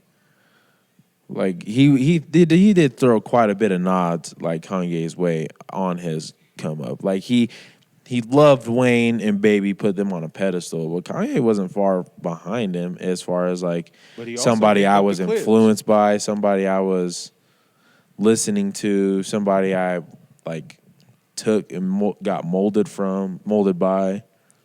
But this is almost why I think Kanye is like that's why I think kind of what he said is only half true, because like I think every rapper to a certain point, if you started rapping probably after late registration or graduation, you're probably influenced by Kanye at some point, whether it just be the fact that like he was the first real person to rap on that high of a level where it's just the way he flipped samples, where it was something about Kanye influenced everybody in rap since 2005. Right. I will agree with that. Yeah. But like, I think the little influence that he influenced on Drake's sound is not enough to be like, Kanye influenced Drake. Probably not. That's probably valid. But that's why I would say like everything for Kanye has been he grandfathered it in. Like I don't think he made nobody, but fuck, without the grandfather, I don't get my father, and then I'm not here. Right. You know, I actually think it's T-Pain. T-Pain is all these niggas' dads. Yeah. Kanye is like, if it wasn't for T-Pain, Kanye wouldn't have did what he did. I think it's T-Pain. Okay. He was the first person screaming at Autotune like that. Jay-Z couldn't even kill Autotune when T-Pain was doing it. And all of a sudden, everybody thought they could sing because they throw a robot on their voice. I really think T-Pain like influenced us all. Okay. I kind of agree with that because T-Pain, I don't even think T-Pain gets enough flowers for Absolutely everything he's done, and at the magnitude he's done it. Right. Shit, without T-Pain, we don't get Future. Big facts. Big facts. I'm not here to argue that. No, yeah. I think nobody give T-Pain his flowers when I really think he. You don't even get a Lil Wayne's little error, Right. For real, yeah. Autotune. Yeah, like I think really T-Pain influenced all these cats. And then like that's where you like the height and the magnitude, like how I was talking about 50 Cent was just like a bomb, like T-Pain was the same way. Like the bomb T-Pain had and the consistent different records that he had on the radio, the consistent different records he was writing, the consistent different records You almost he didn't was have had a hook hit. on. You almost didn't have a hit without Akon or T-Pain on your record. Right. Like I really think he was the one that like influenced it all. And granted, like some people could argue T-Pain probably don't have a classic album. I'm not here to argue it or be against it. So do you think the real grandfather is Akon because he's the one that got T-Pain? Nah. Run was too short. Nah. And like it wasn't, you know what I'm saying? Just because you sign somebody, that don't mean But doesn't mean a even lot. T-Pain said the formula came from Akon. Like Yeah. the formula to make a hit came from Akon. Yeah, but if I give you the formula to make a cake, you still got to make a better cake than I can make. Chris Brown said it perfectly. Yeah, y'all can write the song, but who gonna sing it like me? All right, I see it. But my thing with T-Pain, like arguing if he don't have classic albums, that would almost be like the exact argument. Is it a classic album? But this is why I would say that's the exact like argument to someone like being able to be feature heavy, but then not have a classic album, because those features ended up being so big that they overshadowed a lot of his albums. That's exactly where I was going with it too. Yeah, because those albums really are like insane music. Because there's Epiphany. What was the first one before that? Rapper turned singer. Rapper turned singer, and then 3 Rings after that. Yeah, those were all some heat. Yep, crazy. And then now even the little shits he be dropping for fun, like in the last like 5 years. I think that shit with him and Kalani was crazy. Them shits is hard. Like he sampled his own song and went crazy. Right, that shit's wild. Now that's where she don't want to drink. She want the rent paid. That shit is crazy. Like, see, I couldn't even tell that was the flip though. You pointed it out, and I still like couldn't catch. I'm off that one. It just he sped it up slightly, and I was like, damn. Because as soon as it started playing, like when the first time I heard that song, and I could hear it was sped up a little bit, like in my head, you know, like just because you remember the song in my head, I heard Young Jock, Shorty snap it, and it was something else, and I was like, whoa, wait a minute. Shout out Young Jock, man. No, don't shout this That's nigga crazy. out. What? Why not? Young Jock get a shout out before Orlando Brown. That's crazy. Shout out Young Jock, man. I fuck with Young Jock. You said the apples, the grapes. Come on, man. He out here speaking for the people. He was. Shout out Orlando. Matter of fact, that need to be the second celebrity to be on this pod. We need Orlando Brown here. Because we need to talk about inflation with Orlando Brown. Because no, he was. Did you hear what he was saying? though? He said we're one of the richest nations, but we don't look like Dubai and all these other countries, like with the buildings and all that. He's like, where's the money going? Nigga, we in debt. But I'm not even gonna sit here and lie to you. I feel like for the past X amount of years, I can't really date back that he actually been preaching. But it's just his delivery be so funny that like I feel like people who not really listening. You thought he was preaching when he said Bow Wow had good pussy? See, but that's what I'm saying though. That's what I'm saying though. Is that like when you're not really listening to him, you hear that. But like for a minute, he actually been saying some shit. Like, I'm not here to talk about Bow Wow's pussy. Like, what are we talking about? Why would I want to talk about that? you was like, I thought the nigga was a dude. You couldn't get it out of your system? Come on, man. I thought Bow Wow was a dude, man. I don't know what you talk about. You don't bring up Bow Wow pussy. and then he said, let's not talk about Lil Mama that way, man. Come on, man. Did you hear what he said that P. Diddy gave him some of that? Yeah, but was it real? Probably. Pause. Probably. Like I don't know. I'm just saying. Like, see, when you get past that, he been saying some shit. He be saying some shit in these interviews where I'd be like, "Hey, I wish this would go viral." And honestly, like I don't know if this is a good segue if we getting into a different topic yet, but that would be a great like person to examine, especially after all the Nickelodeon doc shit. Yeah, 100%. Disney Channel star snapped a little bit. That's so Raven didn't do too hot after either, you know. They was probably getting touched by the dude that got hired from Nickelodeon to Disney. That was years after. Motherfucker, man. That was years after. I want to talk whole this different is the thing offender. too. Is remember what I said how these kids are going to be on YouTube? Mm-hmm. They might be better off because at least they parents ain't sitting around doing what Nickelodeon motherfuckers did. You would They hope. might be a little Fair. off like socially, but that shit is sick. And if you really go, I went and looked. Amanda Bynes had a separate page, like a secret page on Twitter, and she tweeted that her boss got her pregnant at 13. Man, you know what's crazy about that?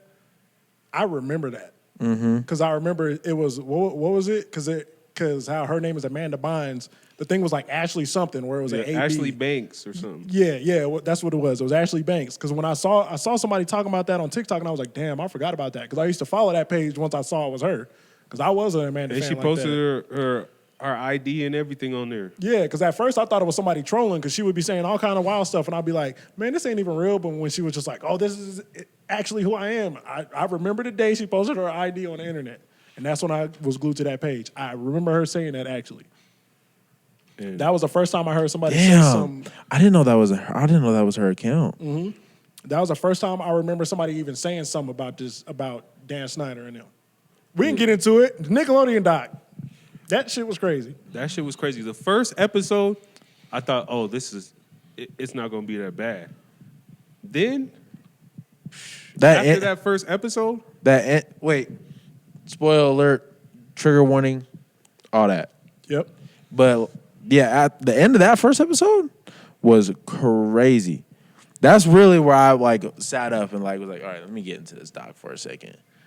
Cause like before, like there was wild shit happening, but it wasn't like it didn't make me sick or nothing. It was just like, oh, this is fucked up. Like, why are y'all doing these to kids? Why are y'all making these jokes for real? But then they got into the real shit. Yeah. And the Double Dare nigga, that's one thing, is the Double Dare nigga was in there at first, and then I think when it was time to like, when they really started talking in the doc, this nigga disappeared. and I don't think it was because he was sick. I don't think the nigga is sick. I just think he didn't want to out everybody like that. Wait, what Double Dare? Which one? He was the Double Dare host was on the first Oh, the episode. host? Oh yeah. He didn't come back and say nothing. And I will say this: you're just as bad as the managers and shit of R. Kelly if you don't sit through that and tell what was going on in the motherfucking sick rooms. Oh, big facts. wait. No, that's big facts. Like if you in the room and you know what's going on and you just allow it to keep happening, especially because I don't think that nigga is sick. yeah. I don't think that nigga's sick. He did other. He was a host on other shit and like moved networks and shit. Mm-hmm. But let's talk about why you move networks, motherfucker. Like, I'm not trying to sit here and shoot bail for nobody in a situation like that, but like, let's just give him the benefit of the doubt. Let's say he actually didn't have any idea what was going on. I forgot where I was going. Well, if he's only on there for the first episode, like I would almost like want to see what the pilot was, because if he's only on there for the pilot and then he's not on there for any other episodes after that, like he truly may not have no knowledge, and they probably only used him for like to big it up, to make it like something to show the background story of Nickelodeon and how it was. Right. Oh, my bad. I didn't mean to cut you off, but this is what I'm trying to say. So what if, like, this is how I look at stuff like this, right? I'm assuming like when you at the top, when you're a sick nigga at the top, right? You know which motherfuckers below you is just as sick as you. So I'm saying like, what if he already just was seeing like some weird shit that wasn't to that extent, and he was just like, hey, I got to get out of here, because maybe them dudes at the top also seeing that he wasn't as sick as them, so they was just like, yeah, he could just go. It is what it is. Yeah. I think that's why the cameraman had to go.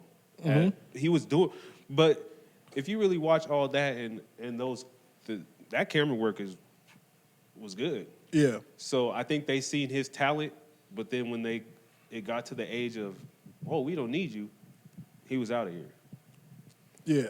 Because that's almost like even like to the same extent. Like that's how I feel about like when all that Vince McMahon shit was coming out, because it was like him and John Laurinaitis, who was like hella high on the thing, and like a bunch of the dudes that worked backstage. They all was mad sick, but like I'm saying, like, you know, like it's just certain shit that you only can tell certain people. So I think the motherfuckers that sick, they know which crowd of people is just as sick as them that they can get away with it from. I don't think they really go over here and telling themselves.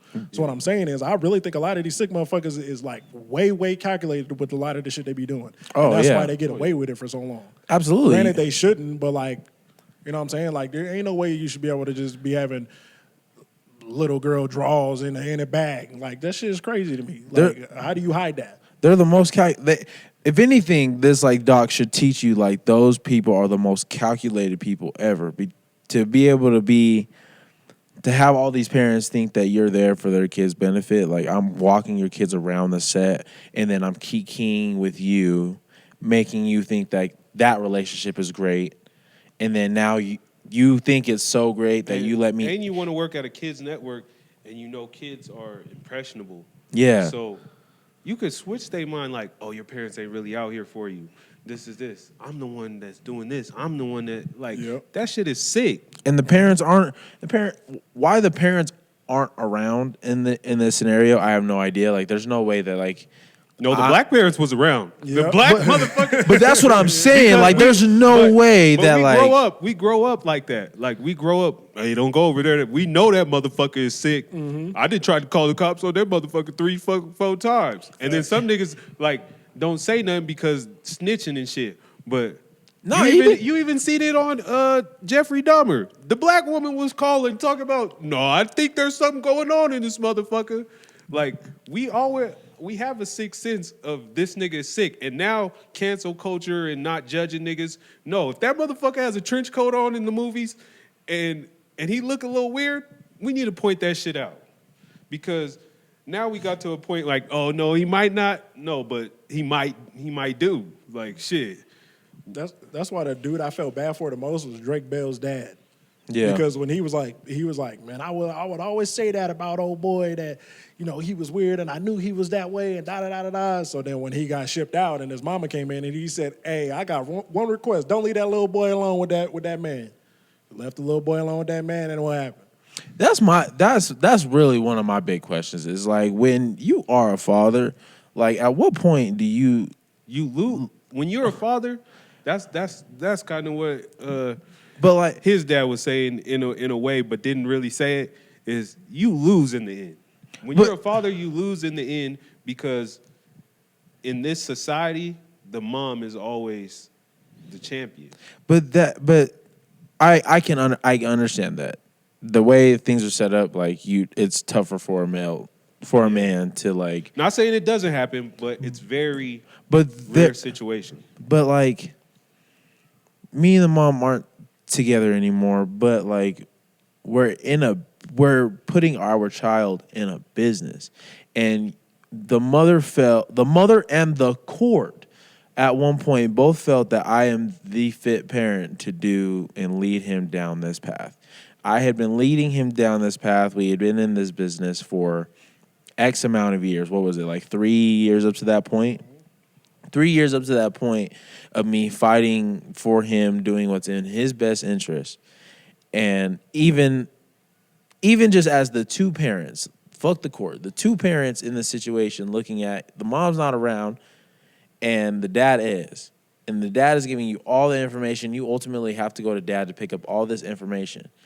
There's nothing you can tell me that, like, me as dad, I'm not still going to be around. If my kid doesn't want me as his manager, that's fine. You're not removing me as your fucking father. Like, there's no way that happens. That's one thing too, is, motherfucker, you ain't grown till you 18. I'm telling my son that right now, you ain't grown till you 18. You 15 and you feel like, oh, I want to rebel. Nigga, rebel all you want to, but you gonna rebel with me right there. Well, and it's a fine line too, because it's like, yeah, I'm gonna be your dad, but like, I understand I'm putting you in a business, and like legally, you may have to make those decisions. You can make those decisions. That's fine, but like, I'm not going anywhere. I'm still going to be guiding you. I'm still going to be doing all this and that. Like, just because you're around doesn't mean I'm not your father, is basically what you're saying. And there's no way. And I know there's some kids that, like, they talked about Amanda Bynes. She got emancipated when she was 16. But like, there's no way that I'm going to. No, they lost. You got to huh? They lost. She lost. They lost a lot. No, she got emancipated. Yeah, because her parents was like stealing and shit from her too. Right. Oh, yeah. So like, if they're doing all that type of shit, like, yeah, go ahead and do your thing. Like, is it the best decision for a 16-year-old? No, but it's probably one of the best ones you have at the moment when your people that love you are stealing from you. But there's no way that you can remove me as a father. Like, I'm still gonna be around. I'm gonna be the one to pick you up. Like, I'll find a way to get out of my way. You can be mad all you want to and pout and do whatever, but I'm right there. Like, there's no way as a mom you should be like, oh yeah, the stage manager gonna pick you up. No, I'm right here. Like, right. I'm right. I didn't go anywhere. I didn't move. The only thing that changed in my title was technically my job description. Yeah. Like, I didn't change as a father. I didn't change as an active member in this family. Like, what is going on? I understand being hurt and all that, but go to the bathroom real quick. You could be hurt all you want to. I'm still your father. Like, and that's that's where a lot of this shit got sick to me. Was like, and then I'll bring it up when he comes back. But yeah, a lot of shit is just it's disgusting, man. And I got sick. I was watching this shit and my son was sleeping. You know what I'm saying? I can't imagine that, so dog. I'm like, nigga, no. You mad at the world. Yeah, like, I'm like, nigga, I'll kill everybody. Like, everybody about this shit. Because it's just, and even with my daughter, like, even though she lives in Hurricane, I'm at every event that she got. Everything, I'm driving, 4.5 hours down there, 4.5 hours back, tired. But you gonna know I'm your dad. And it's like, just take it off the dad part just for a second. Like, just the business in general when it comes to, like, young adults and kids. Like, it's just, it can get real sick. Because even in college basketball, like, there are these, being on the women's side for sure, but, like, there are these coaches in these higher positions that, like, manipulate girls into doing things to them, for them, in order to get shit like that. And it's fam, there's no way you can get vetted and have this much power to do some crazy shit like that. Yeah. See, I missed some of that, but that's why I feel like, even to take it almost to a different conversation, that's kind of why I feel like it's important to be like hands-on, like with parenting, as we've been saying on every fucking pod this year, for number one. And number two, that's also why I feel like our generation would be the best parents. Because it's just a lot of shit that we gonna stand on that the previous generation couldn't really stand on because of naiveness. Mm-hmm. And like, just because like we have different experiences and grew up in a different time, a lot of people around our age range are gonna be the best parents because it's just like, nah, like we came from this, but we also grew up over here. Because we, quote unquote, shout out J. Cole, middle child, that is just certain shit that we just know that this generation can't see over that side and that generation can't see on this side. Yeah. Mm-hmm. And where I'm saying, like, if that motherfucker got an overcoat on in the movies, he might have a gun. When that motherfucker had a painting from a sick motherfucker. Yeah. Oh, yeah. And y'all at a 100%. party and y'all What? sit there and y'all just y'all sitting around laughing about it. Mm-hmm. No, this nigga getting jumped right here. Right? No, fuck the paintings. Fuck the paintings. He went up to his bedside table and pulled out letters, bro. Yep. And was writing them in jail. And I bet everybody was sitting there. It's over with. As soon as they got in the car, the real parents was like, "Hey, that motherfucker, you better no."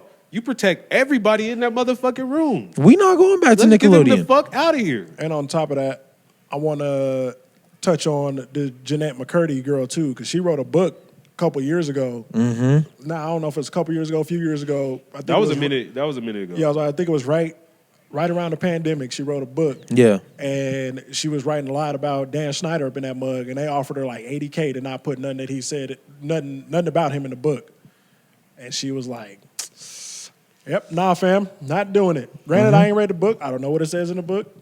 But, like, see, it's people like that, too, where they just like, no, I'm not standing for this shit. Like, money is just like you said. Money makes a lot of shit okay. So when you stand away from the money, when you stand on morals is where I'm going. When you stand on morals, them is the best kind of people. And for some reason, that is not the most attractive woman I ever seen. But for some reason, like, every time she was ever on the TV, I used to be, like, glued. Like, and it was not because she was fine. It was just something about her. I'll just be looking. I'm like, I don't know. I like this girl for some reason. Cause she always played like a certain character that was always like not wild, but her character was never just with the fuck shit. Yeah. That's probably what it was. And like it almost that felt real. But given the grand scheme of things in their situation, her character is taught to not be with the fuck shit, and she's watching all this shit go on. That energy probably was real in some of them scenes. Yeah. When she had an opportunity to get some real shit off, she probably got her shit off. Mm-hmm. Yeah, because I never thought she was like fine or nothing, but it was always like everything she did, I was always like glued to it. She just had something where I was and then once all that came out, I was like, damn, she really is like that, huh? Like, it almost made me like clap, where I was like, yeah. And then I almost seen like Kel Mitchell, like why he never got big, and I think, you know, he seen how sick it was and exited out. Fuck the money, fuck all that, and then, you know, Keaton Thompson, he went to SNL and shit, but What was the movie he did? I'm not Burger? even sure. Huh? Nah, it was like one movie where he was Mystery Men, was that what it was? where they're No superheroes. idea. No, oh, that was fire.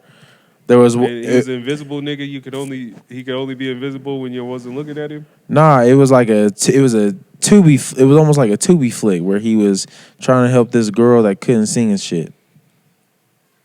Oh no, I don't Yeah, remember. He was like pump faking as like a manager or something. I don't remember that one. I'm gonna find it. Yeah, I don't know nothing about that. But that shit, that shit in general is sick. Like I always thought like there was a weird feeling I would get watching Zoe 101 like as a teenager. Like I always thought like some of this shit is like just weird. Like why are all these teenagers like sunbathing out here on campus? See, I was, and this is a never high was school. into that era of Nickelodeon. I was. I didn't watch.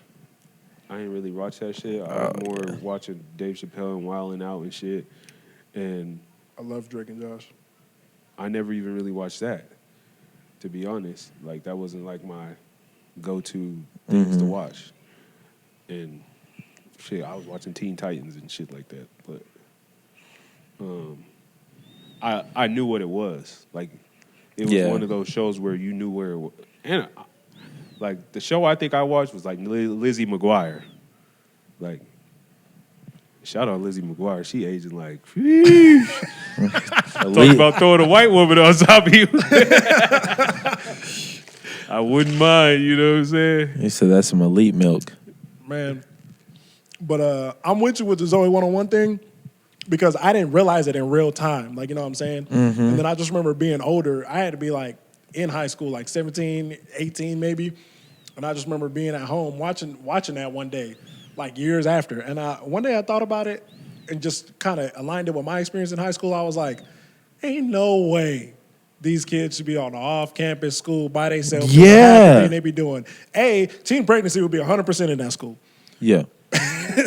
B, Bonneville High. you know what I'm saying? Like, it would be 100% teen pregnancy on campus like that. And two, I just, like you say, some of the stuff they was doing, like in my head, I used to be like, fam, but like, ain't they only 14 on this show? Like, I would literally be thinking that. And then once they started getting to Victorious and they was actually in high school, and that's when Ariana Grande and them started coming up, and those jokes got even crazier.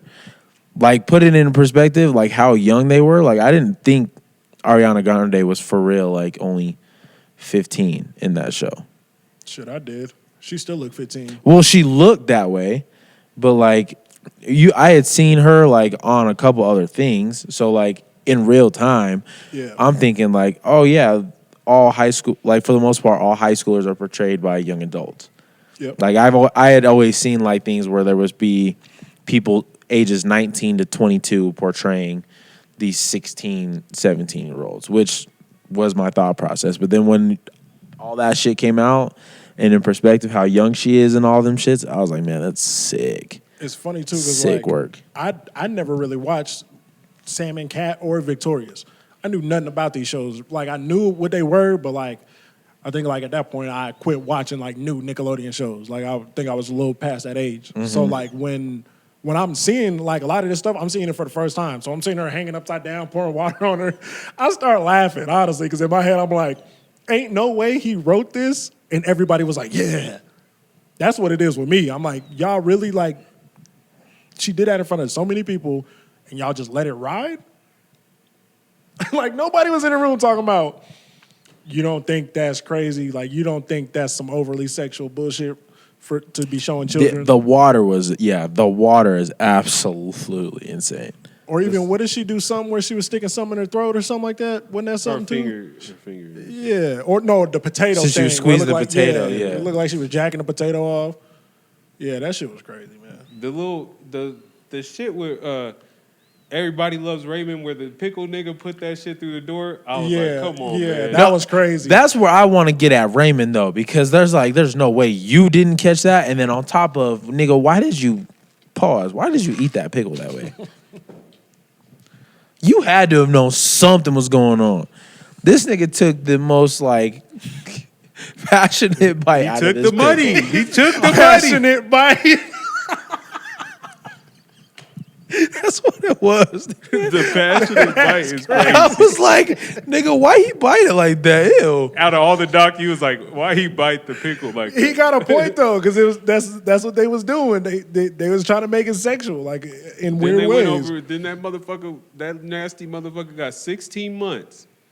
If you seen the list of that 16, shit, yeah, that of is- the shit he was doing, Yeah. That's what, wow. objects and all that, and you wonder why this nigga Drake was fixing his coat like this and doing. This nigga was uncomfortable in Yeah, there. he still didn't want to talk about it. He didn't go into no detail, like at all. He And was just then like, he had a little case like that, but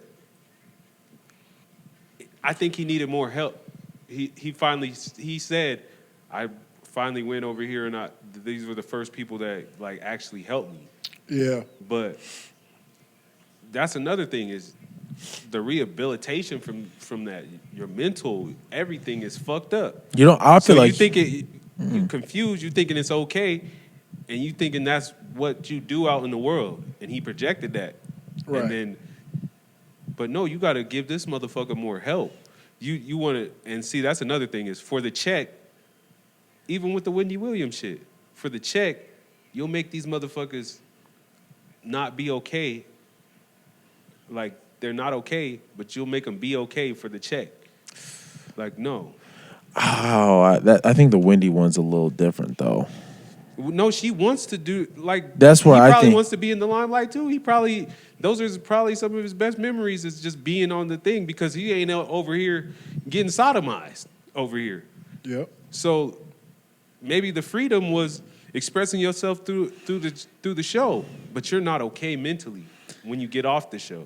So, and Wendy Williams is not okay.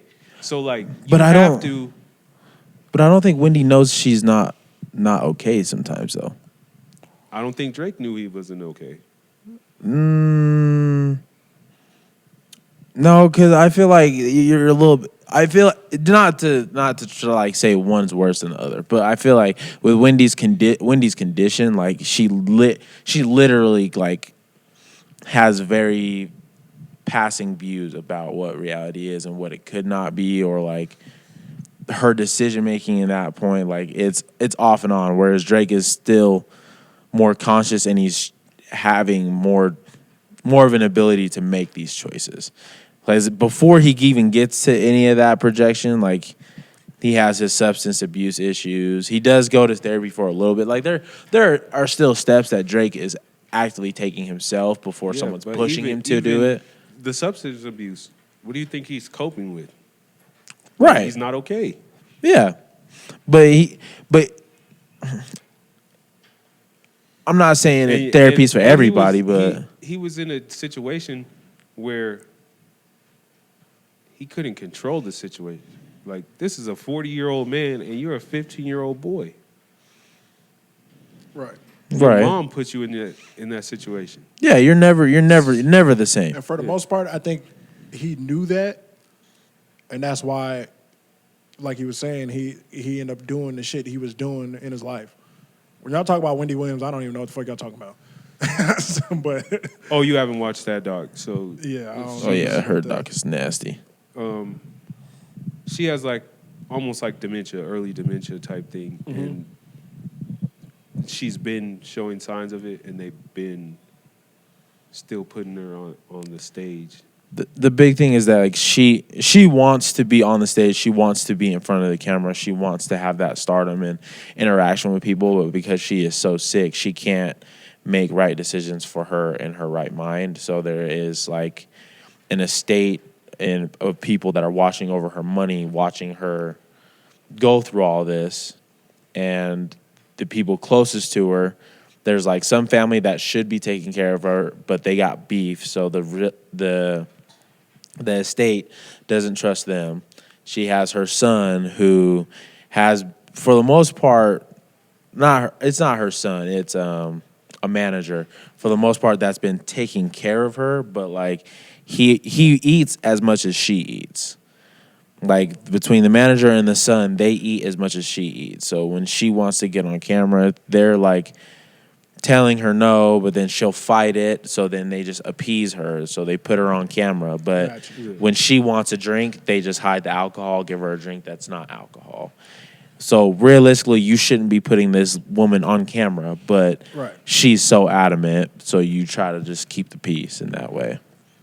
That's what I think the tough part for Wendy Williams is like she has to have people take care of her. Though Drake does need the help, and I hope in those instances like there was someone acknowledging that he needs help, but I don't think it's like he's like handicapped in getting help. Yeah, that's what I'm saying. It's almost different just because of her condition or whatever, she's still an adult at the end of the day and only know what she did, like as a personality. So I think like when she don't know nothing else anyway, and she's already forgetting a lot of stuff and stuff like that, you still want to do the same thing. There needs to be some type of constant. As a child, you know what I'm saying, you kind of living your dream out, but if something traumatic happens, it just kind of, I don't know how to say it other than... Damn, it's another day that this happened and nobody knows? Yeah. Like it's almost hidden, or even like how he was saying like he had his issues. Like a lot of the times people that go on to touch kids, like that happened to them. And it was just something in their brain that never went back to normal. So now they think it's normal. To them that's normal, but to everybody else it's just like, nigga, like you like kids, like what's wrong with you?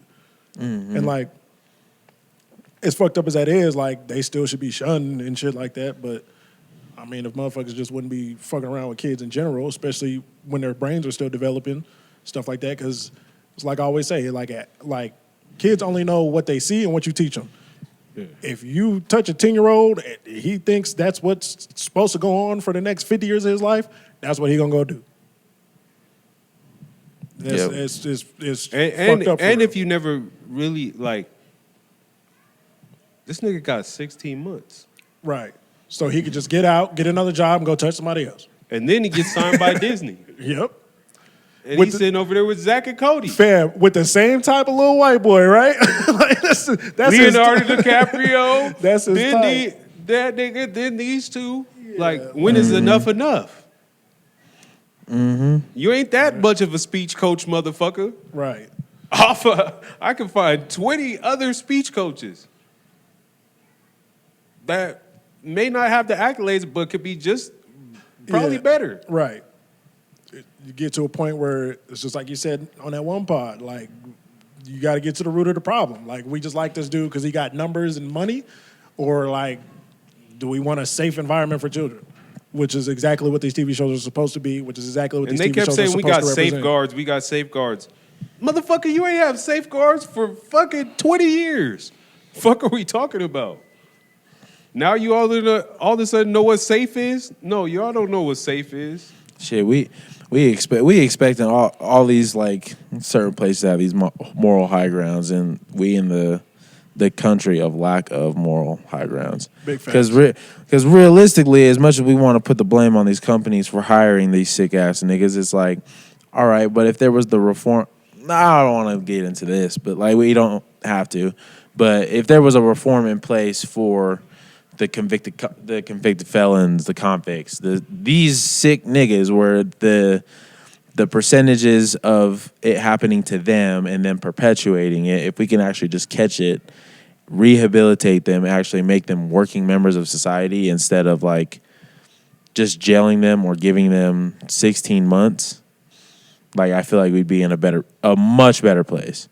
Because that's matter of fact. Because like in Grenada, like they got people anybody they lock up and they put in their jail, like they work for same in like they work for like a quarter a day, like, or not a quarter a day, like a quarter an hour. But like there's so much shit that gets done around the island. Like they go around, pick up trash, and the island looks pretty clean. They build their infrastructures.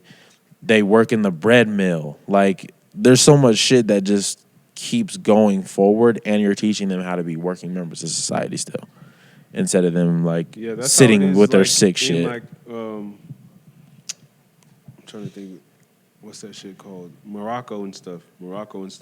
Mm-hmm. Like, they rehabilitate you Yeah. more than they jail you. Mm-hmm. Like, they're gonna get you the proper help to become what they need you to become, to be a pillar in the, well, not a pillar, but like a successful person in the community. And then if you just sit in a cell, sometimes you're just a sicker motherfucker thinking about how you got caught and how to get away with it. Right. I've been to jail, and a lot of motherfuckers in jail is only, they'll tell you how they did it. They be like, man, if I did this, and they go back, and that's why they go back. Mm-hmm. Because all they're plotting on is their next move when they get out that motherfucker. So, I don't think nothing y'all saying is wrong, but I kind of got a thought about that. So, if America took on that same thing, right, where everybody in jail, you had to go in the city, do something, you know what I'm saying? Do you think we would look at that, even though it already is, do you think we would look at that as a form of modern-day slavery, though? Especially with how many black people actually be in jail? Like, I think at some point, like, we probably would be like, wait a minute. Y'all they already do this. That's what I'm saying, though. They be making pillows and shit. No, I got companies. You. No, I understand that fully, but I'm saying, like, if it was more visible, though. Like, if we actually seen, like, these inmates outside all the time doing something like that, knowing they're working for a quarter a day, you think in America we would let that slide, though? Yeah, because my thought process isn't that it's, like, if it's slavery, you're doing it and getting no wages. Like, in the common denominator is not that you're getting paid. And I'm not putting it on this either. Like, if you touch a kid, maybe you just need to sit in there forever.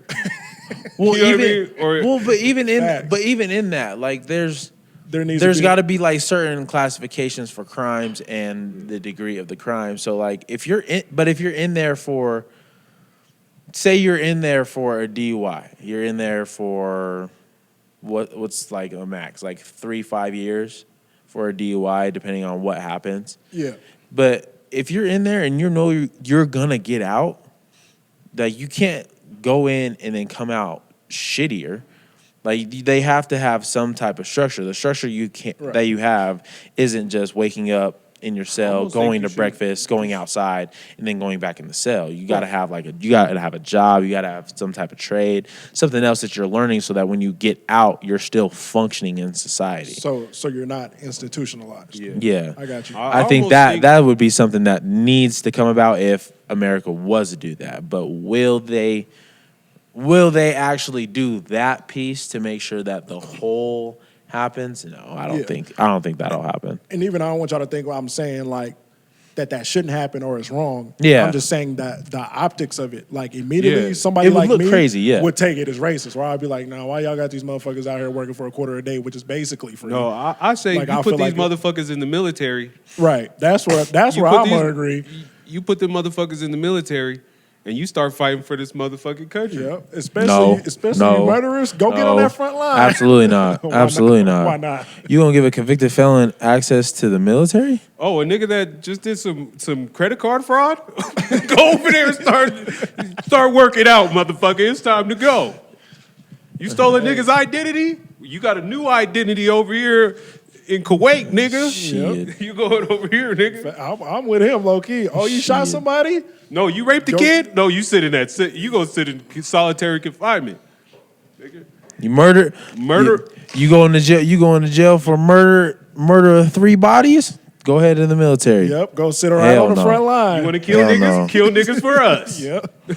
You think them niggas gonna kill niggas for us? They was just killing us over here. Hey, well then, soldier down. Shoot some. Now y'all gotta shoot them. You over there in the military? Marquis looking at me like, nigga, knock it off. That's not what we need on the audio broadcast. and then you motherfuckers, you know what I'm saying? I'm anti-America anyway. Put me on the front line. I might shoot Slick. my niggas. That's playing. I mean, there's certain standard, like there's certain motherfuckers. No, you sitting in a cell, Oh yeah. but you was robbing a bank and you shot a nigga. Oh, you going over here? Get in this tank. And let's that's what you want to do, then let's go do it. We're gonna do it legally. Yep. So if Matt You Barnes, want to sell these pharmaceuticals and all that? Oh yeah. so if Matt Barnes got arrested for putting hands on Derek Fisher, right? You gonna send him to the military? Hell yeah. Nah, you got a domestic All violence. he did was beat somebody up. I think fighting with hands is fair game. Especially if that was supposed to be a homie. I think you fight somebody, in my head, that's fair. Y'all get into a fight, it is what it is, and it should always end there. How much time? Go ahead. You got a domestic violence case you want to beat up? Go over here. You get Oh it yeah. over here, too. DV going for sure. How much time realistically should you get for like a fight, nigga? A fight? Yeah. A day? So No, A because day? some, That's where we gotta get I'm to this with, point, like- too, because some people deserve an ass whooping. Right. Some people deserve an ass whooping. That motherfucker putting pickles to the door, he deserved the ass whooping. but that yeah. And if I had Absolutely. to sit in a cell, for 10 months or something, because I whooped his ass, I'll do it. It was worth it. But over I like saved some kids. but that's way different. But over petty shit, right? Like just make it a little bit more lighthearted. If we was just to get a fight over petty shit, like nigga, You fucking my baby mama, you on my team and shit, and I'm pulling up, you drinking my kids' Capri Suns, you getting the ass whooping, man. Yeah. Because we need to have a conversation first. Yeah, it should have just been a day. Did he go to jail for that, Matt Barnes? no, I don't think so. Oh, yeah, he all right. But I think a day. I think in any instance, if you just get into a fight What's and when the people- police get involved, hey, y'all just got to sit in the cell for a day and get out. Yeah, sit in the holding cell, come on. It's when people press charges though. That's where like that issue. That's where I think like that's where it gets shitty because it's like if motherfuckers were to just not press charges, if you just could just go hands up or like if you were to just steal off somebody, we need a morality court. That's what we really need. Is a morality court that'd be like, oh, you did this and did that. I'll be the judge of the motherfucker. You did this and did that. Oh, this nigga, you ain't getting no time. Put that nigga in the cell right there. He need to think about his actions. Yeah. And He a bitch ass nigga. He didn't even want to have a conversation with you. he do got a point, though, because if you do press charges, that is kind of lame, especially if you started the fight. Like, if you start some shit, get your ass beat, and press charges, now I got to go to jail because I don't know. That kind of go back to what we were saying with Jordan Sanders. Kind of go back to what we were saying with Jordan Sanders. You know what I'm saying? You just got to hold it down. Can't let another man provoke you, I guess. Some people do need to ask. I will say some people do need to ask. Well, I'm not denying The that. time- but the I'm like, time- in reality, like The time we all got in trouble, me, I won't put the other two's name. We'll just say J and J. And they gave us all like trespassing tickets and shit. You know that story? yeah. Them motherfuckers deserve the ass whooping. I ain't gonna lie. I didn't even trespass to be honest. And this shit is over with now. But as soon as you walk outside and you call me the N-word with the ER, oh yeah, you provoke me. I'm not supposed to do nothing. And then you hitting me. I'm not supposed to do nothing. See, you getting the ass whooping. Yeah. Today. yeah. Hitting is where it goes up. Like, you ER call gives me you that, and then you ER gives you rushing some me? warnings. You rushing me? You threatening me? You in my space, nigga? Bow. Right. Go to sleep, nigga. Night. Right. Yeah. If somebody starts swinging and hitting you, you're not wrong. And I even think like somebody call you the ER, you're not wrong. But like, you know what I'm saying? At the end of the day, that is still like, shit, I'm gonna give you some warning signs. We Yeah. gotta hold it down, I guess. Look, here's what. Fuck that. No, Feed all wait. them niggas. Wait, hold on. I'm lying. But, okay. I'm lying. Can out I? here. Okay. I'm lying. Is this a bad thing? They call you that with the ER, and you're like, "Fuck you, motherfucker!" Like, what are we? And then they rush you. then you should beat him up. rushing, rushing, yeah. If you rush me, I can say something back. I can fight with words. If you fight with words, and I say you fuck you punk motherfucker. Nah, What's going on? yeah. Fam, I'm not gonna cap. A couple times that ER shit had me hot. I remember one time, I was just at the park over there, and I can't even remember what happened. Like somebody was arguing with each other, and I'm just sitting there playing basketball. So like somebody's parents come through, and I don't even know. So the lady and her daughter and her son, I don't even know. But anyway, they picked up and they drove, and then the lady just stopped, rolled down the window, and was like, "And fuck you niggers over there." Nigga, I got hot. Called both my parents, and we just drove around the city trying to find the car. I ain't gonna lie, we was about to just run them 3-on-3. I ain't gonna lie. Till I calmed down, and then they just took me home. We was really rolling around the city for like an hour. I was driving down here. I'm probably. This is years ago. I'm like, my kids wasn't even born, so I might be like 22. Mm-hmm. I'm driving. I'm going to the store. Someone flicks a cigarette and it hits my window. But my window was kind of open, and I was like, hey. And so they get hot when I say it, when I was like, hey, man, because they were like right next to me, like right across from me, and pulls in front of me, and then like kept stopping, braking, Mm-hmm. No wonder we go to the same place. We end up going to this, I honk, I cut in front of him, whatever.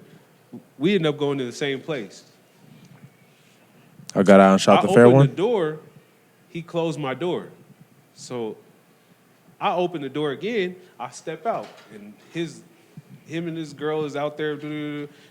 I knew you were a N-word. I said, knock this nigga out right in the grocery store parking lot, went in the grocery. His girl is screaming. He knocked on we got grocery nigga. And I didn't just do that. I opened up my door and hit this nigga head with the motherfucker. Because You try to kill that man. No, I'm with him though, because that is mad crazy though. I'm gonna tell you like this: you thought you was. That's what I be saying too. A lot of niggas think they go work out, they get these muscles. Nigga, I got something for you. Cause I hit hard to the motherfucker. I'm gonna knock your ass out. And your girl, and she could call the cops if she wanted to. I felt like I'll go to jail today.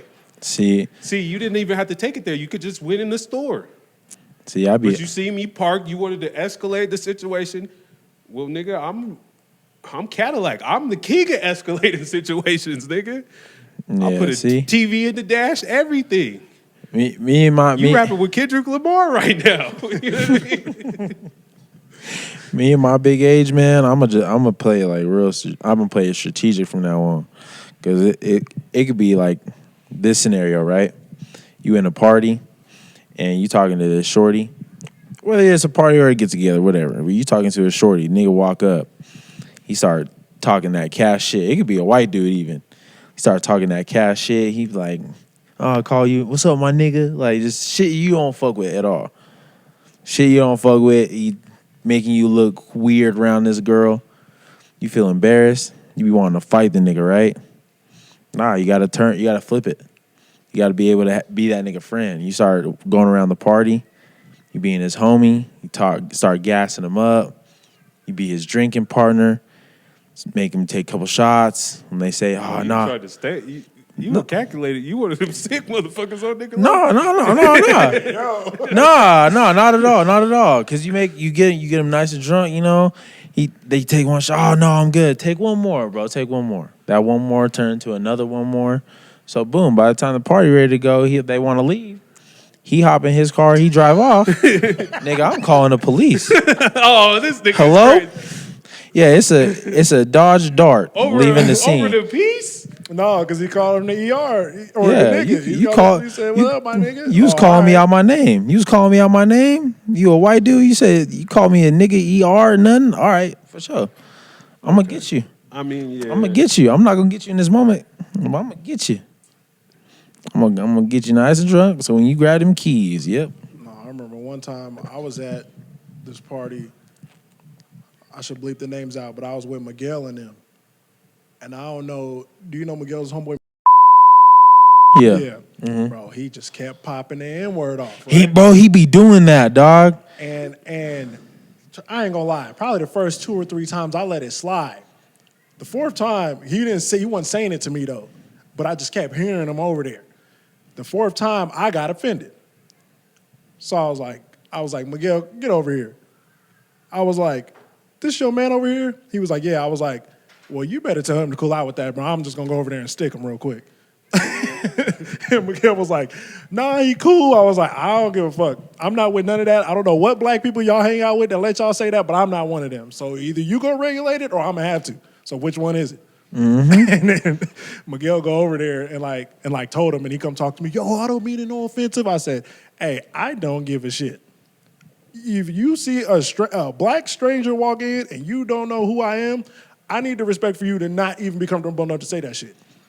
And I was like, and if I don't got that respect, then neither do you. So I just either you stop saying that shit or we just gonna have a problem downstairs. Shit, or else let me just offer you the perspective of I may not give a fuck about none of the respect. I may not give two shits. I could be a stranger walking in this party. As soon as I hear it, I'm off. Yeah. I'm off. You don't know. It don't matter if I'm cool with Miguel or not. I may just take off. See, that's what I'm saying. Like in my head, I was like, because even the first time he said it in my head, I was like, nah, he ain't said that. He said something else. Go back to minding my business. And the more it kept happening, the more I was like, oh, this nigga's comfortable. That's what bothers me. It's the comfortability that they got in saying it. Mm-hmm. Yeah. Like, you know what I'm saying? You say it once or twice, I'll probably be like, all right, but like you a little too comfortable, fam. Like, why is that in your vocab like that? Almost the N-word, like it don't really get when you put the ER on that motherfucker, that's when you take it over the top to me. Mm-hmm. Like Yeah. there's certain motherfuckers, like even when I was in school, there were certain motherfuckers, they just came from where I came from. Like they was around us and it wasn't okay, but it was like, but as soon as you try to put the ER on the motherfucker, like, it's up. Mm-hmm. And certain motherfuckers, like, if they ain't come from around where you was, like, no, they can't. Never. Not never. Yeah. Yeah. See, I see that, but see, in my head, I don't think I was ever really cool with it either. There was a couple people who used to say it, but I couldn't really tell what race they was, so I used to let it slide. And then when I actually got comfortable enough to be asking people, yo, what are you? Oh, I'm this, and this. I think you should chill out with that N-word then. Yeah, the only motherfuckers I really don't correct be the like big polys and shit, you know. They got it. They use it way more than niggas actually do. So I mean, No, polys don't even know they niggas. Yeah, it's the you know who uses it the most though? My brown brothers, man, they be using it. Mm-hmm. The motherfuckers for Cinco de Mayo. All fobs. They motherfucking, they use it better than I do, nigga. I ain't gonna lie, but I feel like we come from the same like struggle type shit. So I don't, not the same struggle, but Similar, yeah. Similar. I got you. So I don't really like with that. I don't know about I see Asians do it sometimes. I don't like that. Yeah, no. And I'm like, I don't know about that one, man. So what would you? So if you could, right? Would you rather? Yeah, he almost went down. I ain't gonna lie to you. He almost went down. Last question, then we out. Would I rather? Oh, this gonna be the last question? Yep. All right. So would you rather keep the black experience and have white people say the ER to you at random, and you just got to be able to eat it? Sometimes you can't fire off on them.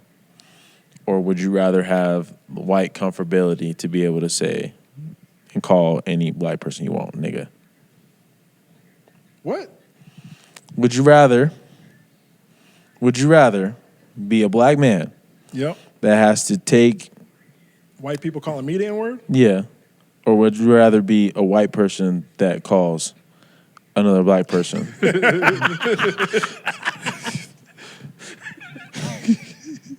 That's a crazy ass question. That's for Cam though. I can't do neither one of them. I can't do that, man. I can't do that. What happened if you was a cool ass white boy? See, This is about to sound crazy, but I feel like I still rather be black. Wait, no, but I'm allowing them to call me that? No, you're not allowing him. Oh, but then like, you can't do nothing. But he's got to. What do But you mean you I can't can't do do nothing? nothing at all. What do you mean I can't do nothing? Like you can maybe give him like a stern talking to. So I can't just run him over my car if that's what I feel like doing? Nope. You got to live. I'll freshen it up. You got to live with the repercussions of either one.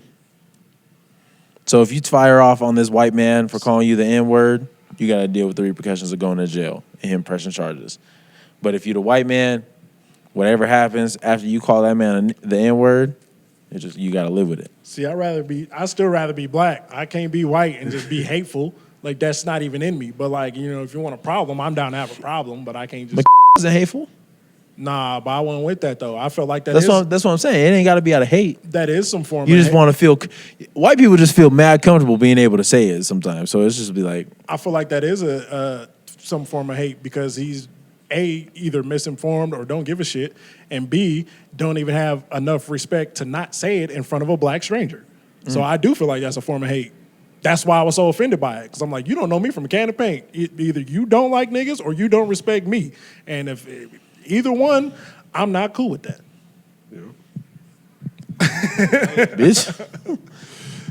Bitch. So yeah, I'd rather, because you know what I'm saying? I'd rather be me still. About you ain't about to answer that? You don't want to answer, you'd rather be white, huh?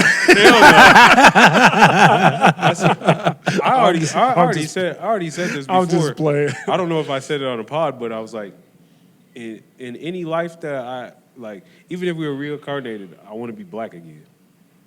I wouldn't want to be no other race. I just want to be like I'm unapologetically black. Which one you choosing? Oh, I'm being black. I already told you my grand scheme of like locking all these white dudes up. So Yep. He lining them. I'm lining them up. I'm gonna Hey. be at all the parties. No lie, if I could be white, just knowing what I know now and stand with like black people, I really would though. Because like I feel like if I was white, I think I would probably like try to infiltrate the system. Like I probably would try to join the KKK just to see what these niggas is doing. And then come back and make my own like little clan of other races and go get these niggas. What type of haircut you think you would have if you was white? Oh, bro, I probably look like Asher Roth. I had a little long shag. What Big type ass of haircut beard. you think you if you was white? Would you have the part? You do the little part shit, the little slick. Nah, man, mine might be some like real preppy boy shit. It might be like the middle part, but like it got like the high fade on the side, the middle part, so it'll just be wavy on each side. I think I'll be a Justin Timberlake ass nigga. You know what I mean? So you still gonna try to go get your haircut by black people? Yeah. That can't count. You trying to be Travis Kelce? For real. That don't count. Niggas going outside this weekend? No. Nah. It's my son's birthday on Friday. Oh man, it's your birthday, man. Why? Where you going outside? I don't know. I kind of want to. I'm tired of internet dating. I need to see some real bitches.